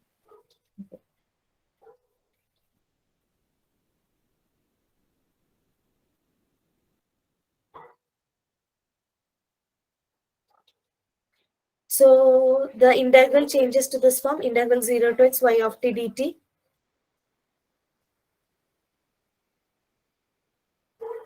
Plus 2x y of x.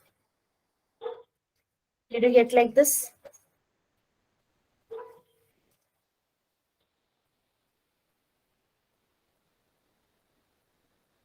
Hello? Can you hear me? Yes, ma'am. So did you get the first derivative like this? Yes. Yes, ma'am. Yes, madam. Did everyone get, or should I explain it once more?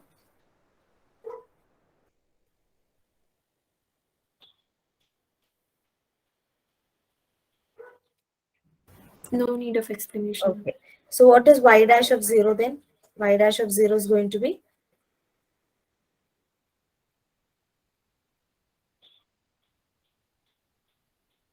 Zero. 0. Why? Because when you substitute over here, this integral is going to be 0, and here you have 2 times x y of x. That is 2 times 0 times y of 0, which is 0. So y dash of 0 is 0. So you have y of 0 as 0 and y dash of 0, sorry, y of 0 as 1 and y dash of 0 as 0. Now let's find y double dash, which is equal to d by dx of y dash, which is d by dx of integral 0 to x y of t dt plus d by dx of 2 times x y of x. So what is this going to be?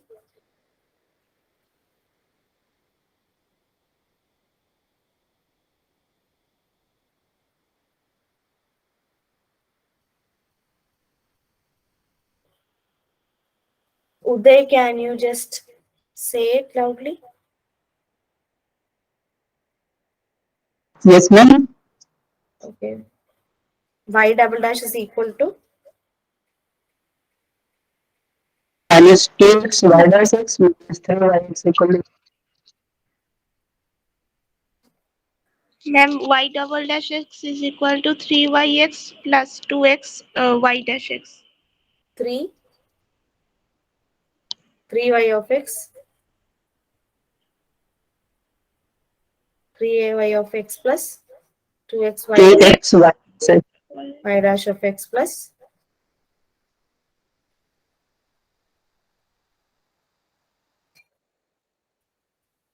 Okay. So this is here y double dash with y of 0 as 1 and y dash of 0 as 0. So this is the initial value problem corresponding to the Volterra integral equation. Is this fine? Yes, ma'am. So y double dash is equal to 3y of x plus 2x y dash of x. Okay.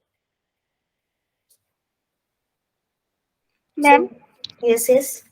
ma'am, when we are converting this integral equation to differential equation, do we have to specify that initial value like y0 equal to 1, here y0 equal to 1 or y dash 0 equal to 0? Please excuse me for a minute.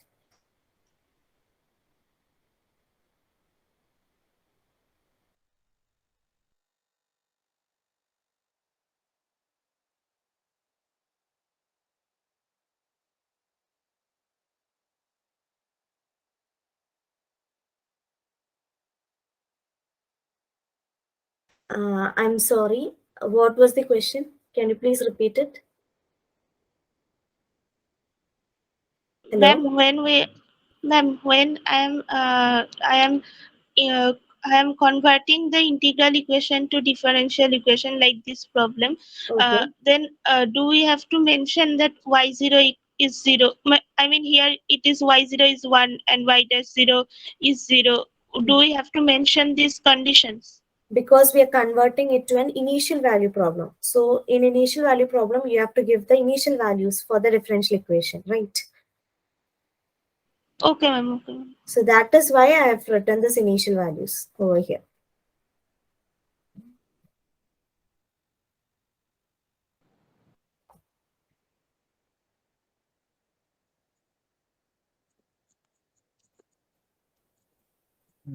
Anmary, we are short of time, almost towards the end.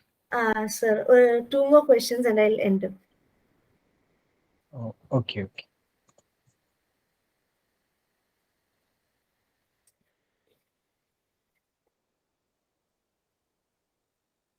I'm sorry, I had to attend a call. Sorry for being a bit late. Okay. Okay, we'll do one more question.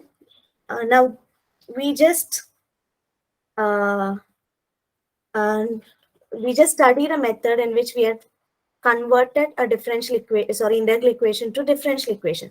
Now, this method can be used to solve a Volterra integral equation.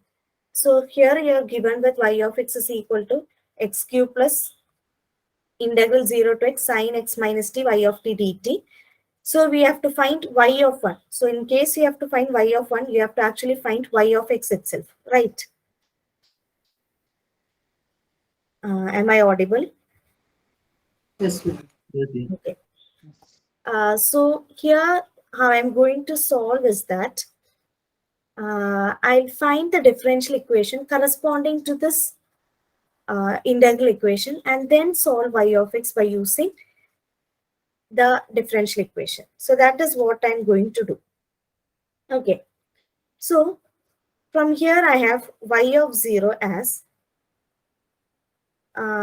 so what is y of 0 here?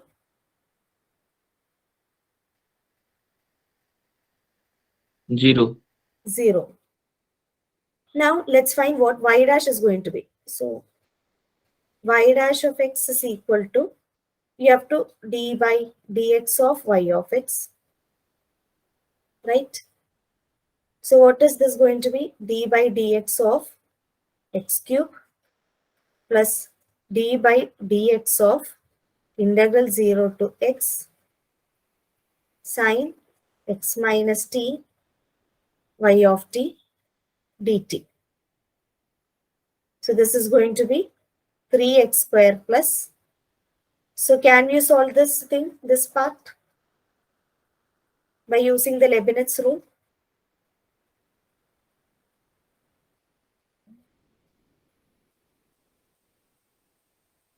Yes, ma'am. Okay, so this is going to be, so can you solve and give me the answer? Or should I write the answer? Can you do it by yourself? Because we are running short of time.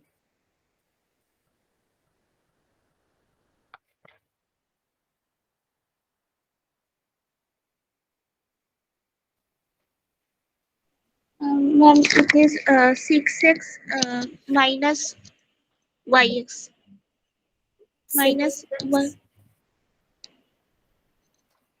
Y dash of x, are you saying? No, ma'am. Y dash x is 3x square plus 0 to x cos x minus t yt dt. Okay, cos x minus t yt dt. Did everyone get this answer?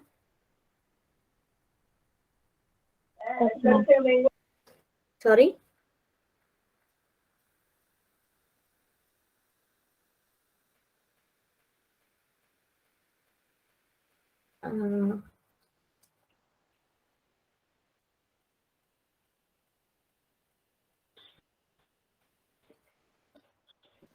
Ma'am, 3x square minus 0 to x cos x minus t yt dt.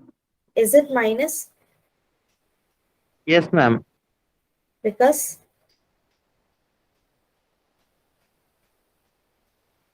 Integration sin x equals to minus cos you are differentiating, you are taking the derivative into the integral sign, and you are taking the partial derivative of the function sine of x minus t.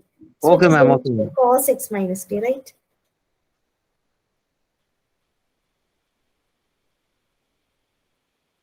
Okay.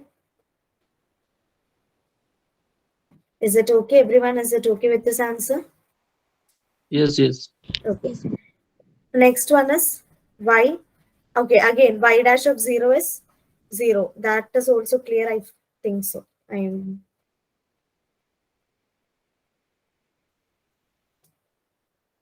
Y dash of x is, sorry, y dash of 0 is 3 times 0 plus integral 0 to 0. So that is going to be 0.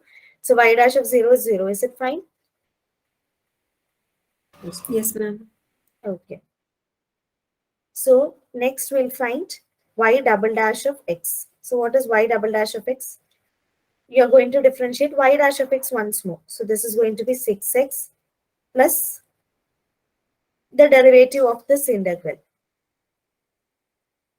Right? Ma'am, integration 0 to x minus sin x minus t yt dt. Okay. Minus sin x minus t yt dt. Now, what is integral 0 to x sine x minus t y of t dt from this equation? Minus yx. Yx. Oh, sorry, there is one more term, right? Yes, ma'am. Ma'am, yx minus xt. Yes, ma'am. There is yx over also here, right?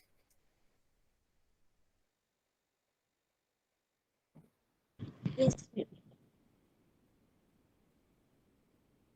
Is that so? There is yx also over here. Did you miss it? No, no, no, no.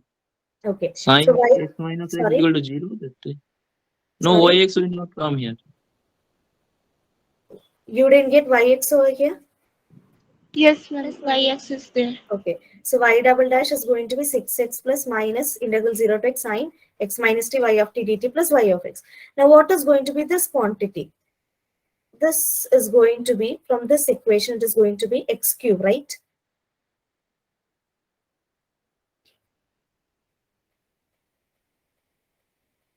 Yes, ma'am. Right? Everyone got it?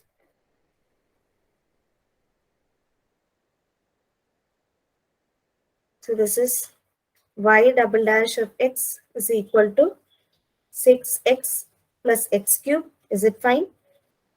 With y of 0 is equal to 0 and y dash of 0 is equal to 0. Okay. Sorry, y of 0 is equal to 1. I'm sorry, y of 0 equal to 0 itself. So is this okay till now? Yes, ma'am. Okay. So we have to find the solution. We have to find y by using this differential equation. Okay. So we'll integrate it from 0 to x. So integral 0 to x, y double dash is equal to integral 0 to x, 6x plus x cube, right?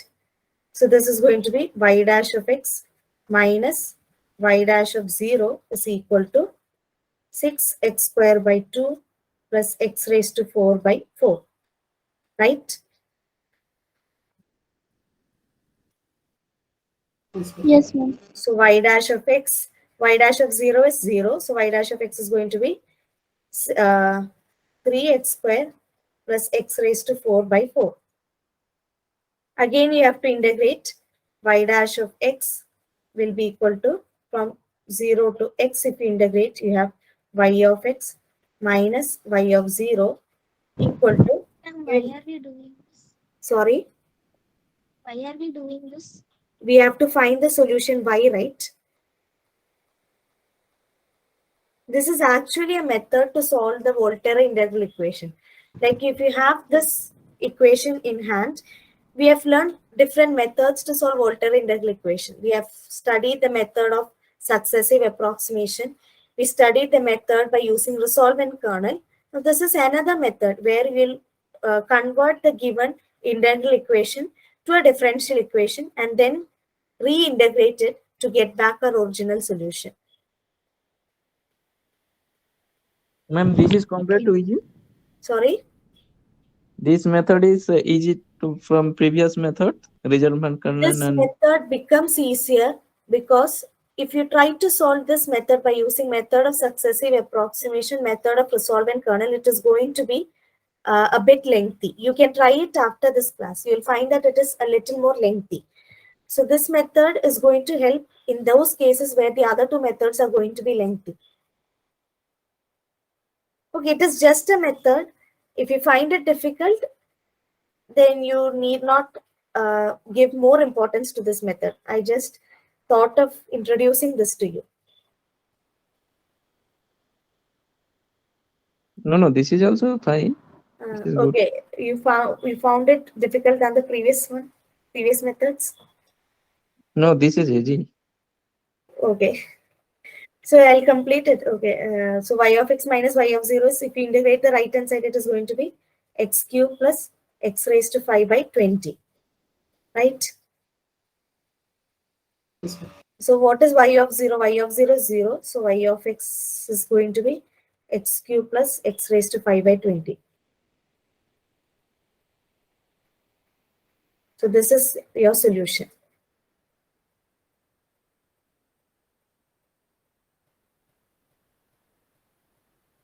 So is it okay? Should I explain this once more?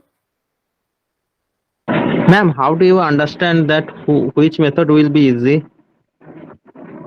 Usually, the method of successive approximation is something that you can easily use because you have to just find the sequence, right? So in case you find it like more lengthy, you can move on to resolvent kernel. Now moving on to resolvent kernel, if you're not able to correctly find the nth iterated kernel. So in these two cases, if you have difficulty, you can use this method. Okay, ma'am. This is eventually the practice that is going to make you understand which is going to be the easier method. Now this is my favorite method, converting to a differential equation and then solving. Okay, ma'am. So here I have discussed very basic problems of integral equations only. So once you start doing more problems, solving previous year questions, you will eventually find out which method is going to be more easier one. Okay. So shall I move on to the next question? Yes, ma'am. Yes, ma'am. Yes, ma'am. So this is the last question of this session. So now we have converted the Volterra integral equation to initial value problem. Now over here, we'll convert the initial value problem to Volterra integral equation. We have just done this. Now we'll do a kind of a practice session over here. So I think everyone can do it alone. So can anyone volunteer to give the steps?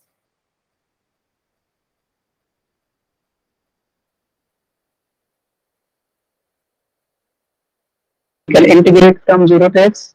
Okay, integral 0 to x, y double dash dt plus integral 0 to x y of t dt is equal to 0.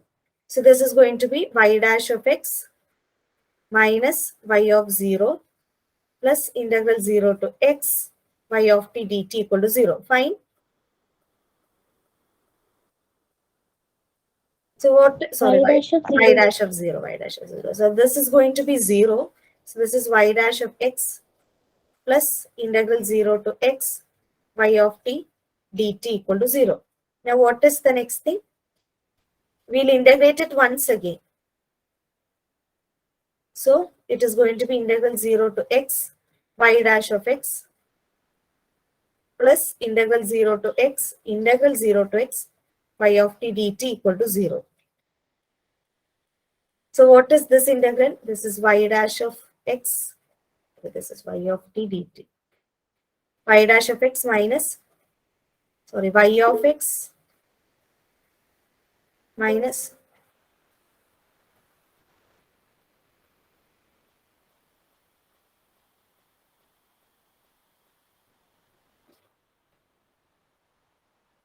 y of x minus y of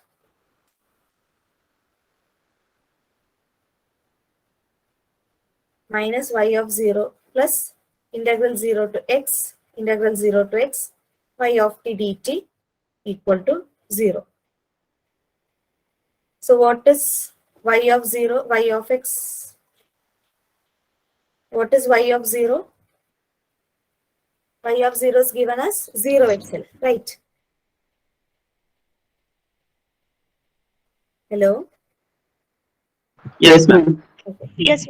Y of 0 plus integral 0 to x y of t dt equal to 0. So this is a multiple integral. So you have studied the formula to convert it to a single integral. So what is that formula? Anyone can recall, please? Then 0 to, it will be 0 to x x minus t y t dt. Okay, so 1 by 2 minus 1 factorial integral 0 to, sorry, integral t to x, right? Integral 0 to x minus t raised to 2 minus 1 y of t dt. So this is y of x plus integral 0 to x minus t y of t dt.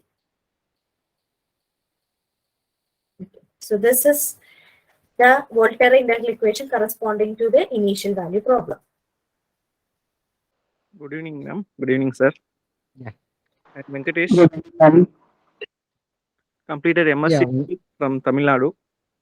Studying for CUSAT NET. Integral equation is new to me, but now I have confidence on attending integral equations in CUSAT NET, ma'am. Ma'am, I have two questions to you, ma'am. My ambition is neither a lectureship nor a JRF. Rank 1. For you, what's the suggestion from you, ma'am? See, there are many opportunities, like if you qualify CSIR or in case you qualify GATE, there are many opportunities in government services where you can get into. Like in DRT and ISRO, you have GATE qualified candidates. They are calling for GATE qualified candidates. In case, even if you have not qualified GATE or CSIR, there are many newly emerging firms like R&D firms that are calling for data scientist, post of data scientist, data analyst, where they always prefer postgraduates in mathematics. So if you are away from lectureship and teaching, this is another alternative that you can take. Okay. I'm asking suggestion on how to preparations like that. Your idea for your suggestion. Sorry? See, Your suggestion. Anmary, he's asking that how to get a good rank in this exam. So what are the tricks and practices that will be useful for that? What is your suggestion in that regard? My suggestion is you have to work on previous year questions. First thing is that if you work on previous questions, you will get to know concepts more easily, like the way in which a question you are solving.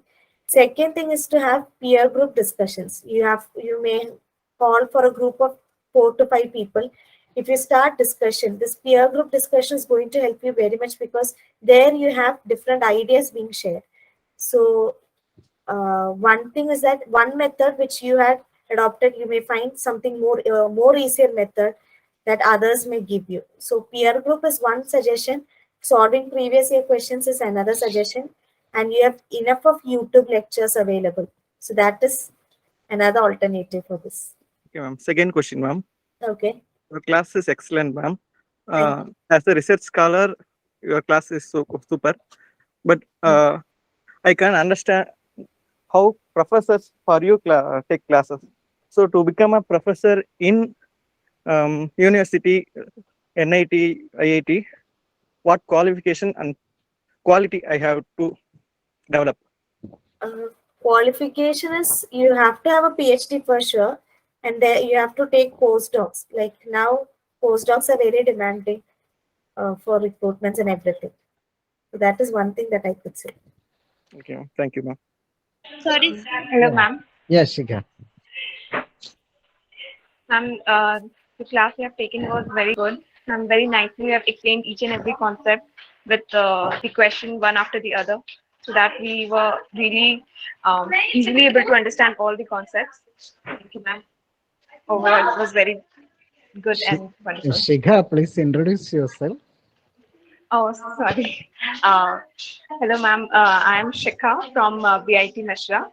I'm a second year MSc student, and I'm preparing for CSI and NET. Okay, thank you, Shikha. Anmary, Shikha Thank you, is from sir. Jharkhand. Oh. Okay, Diya. Yes. Thank you, Shikha. Yes. Thank you, Diya. sir. Thank you, ma'am. Yeah. Yes, Diya. Yes, sir. Sorry, I got disconnected that time. It's okay. Good evening, ma'am. Good evening, sir. I am Dia. I am from West Bengal, and I am a second year MSc student in IIT Bhubaneswar. I am also preparing for GATE and NET exam. Ma'am, your class is very nice, and it is really actually integral equations in this semester in our course. So I am only learning this chapter now, and you have explained it so nicely. It is very clear to me, like very procedures. Thank you. Ma'am, Thank you, Diya. Yeah. ma'am, Yes. please give some suggestion about the book for this course. For integral equations, Yes. I have not actually followed a textbook or anything. I had taken a booklet of previous question papers. So there they have given the methods and everything. So, and I referred YouTube lectures and internet. So this is how I studied this paper. So I have not taken any textbook as such. So there, it was a kind of e-learning. And I had a help from one of my friends as well. So like that was how I studied the subject. Okay. Diya, you can Google about integral equations. So I think you will get good reference books. Okay, otherwise we will try to share with you. Okay. Okay, sir. Thank you, Diya. Thank you. Yes, others? So one thing that I wish to add over here is I've only discussed very basic problems. So once you go to the CSIR paper and if you find bigger problems, don't get discouraged. Try and sit on it, because due to the limitation of time, I have not taken big tough questions. So don't get discouraged once you see difficult questions and everything. You have to work. Please do work on it. Yeah. I'm Kodai. I'm from Pondicherry University. This integral equations is very new to me, and you explained it very clearly, very systematically, like definitions and then problems, examples. You did it very systematically, and it was very clear for me. You taught very well. Thank you. Thank you, Kodai. Sir, am I audible? Yes, yes. Harita. Hi ma'am, I'm Harita. I'm final year BSc student from Kerala. I have heard a lot about you from Vinod sir. It's a frequent name that Anmary comes in his tongue. Thank you so much for your time. This is a new paper for me too. It was a nice class. Thank you, ma'am. I'm Gayatri. I have done my graduation from Miranda House College, Delhi. The class was really nice, but for me it was a bit difficult to understand because I haven't studied these topics before. Gayatri, you Uh, are not visible. Please switch on your video if possible. Sir, I am having some network issues. Okay. Carry on. That's Yeah. Thank you, ma'am. Thank you, sir. Okay. Thank you, Gayatri. Okay, any other? I think almost all of them are disconnected due to network issues. So let us wind up here. Once again, thanks to Anmary for being with us. Thank you, sir. Let us wind up here. Thank you.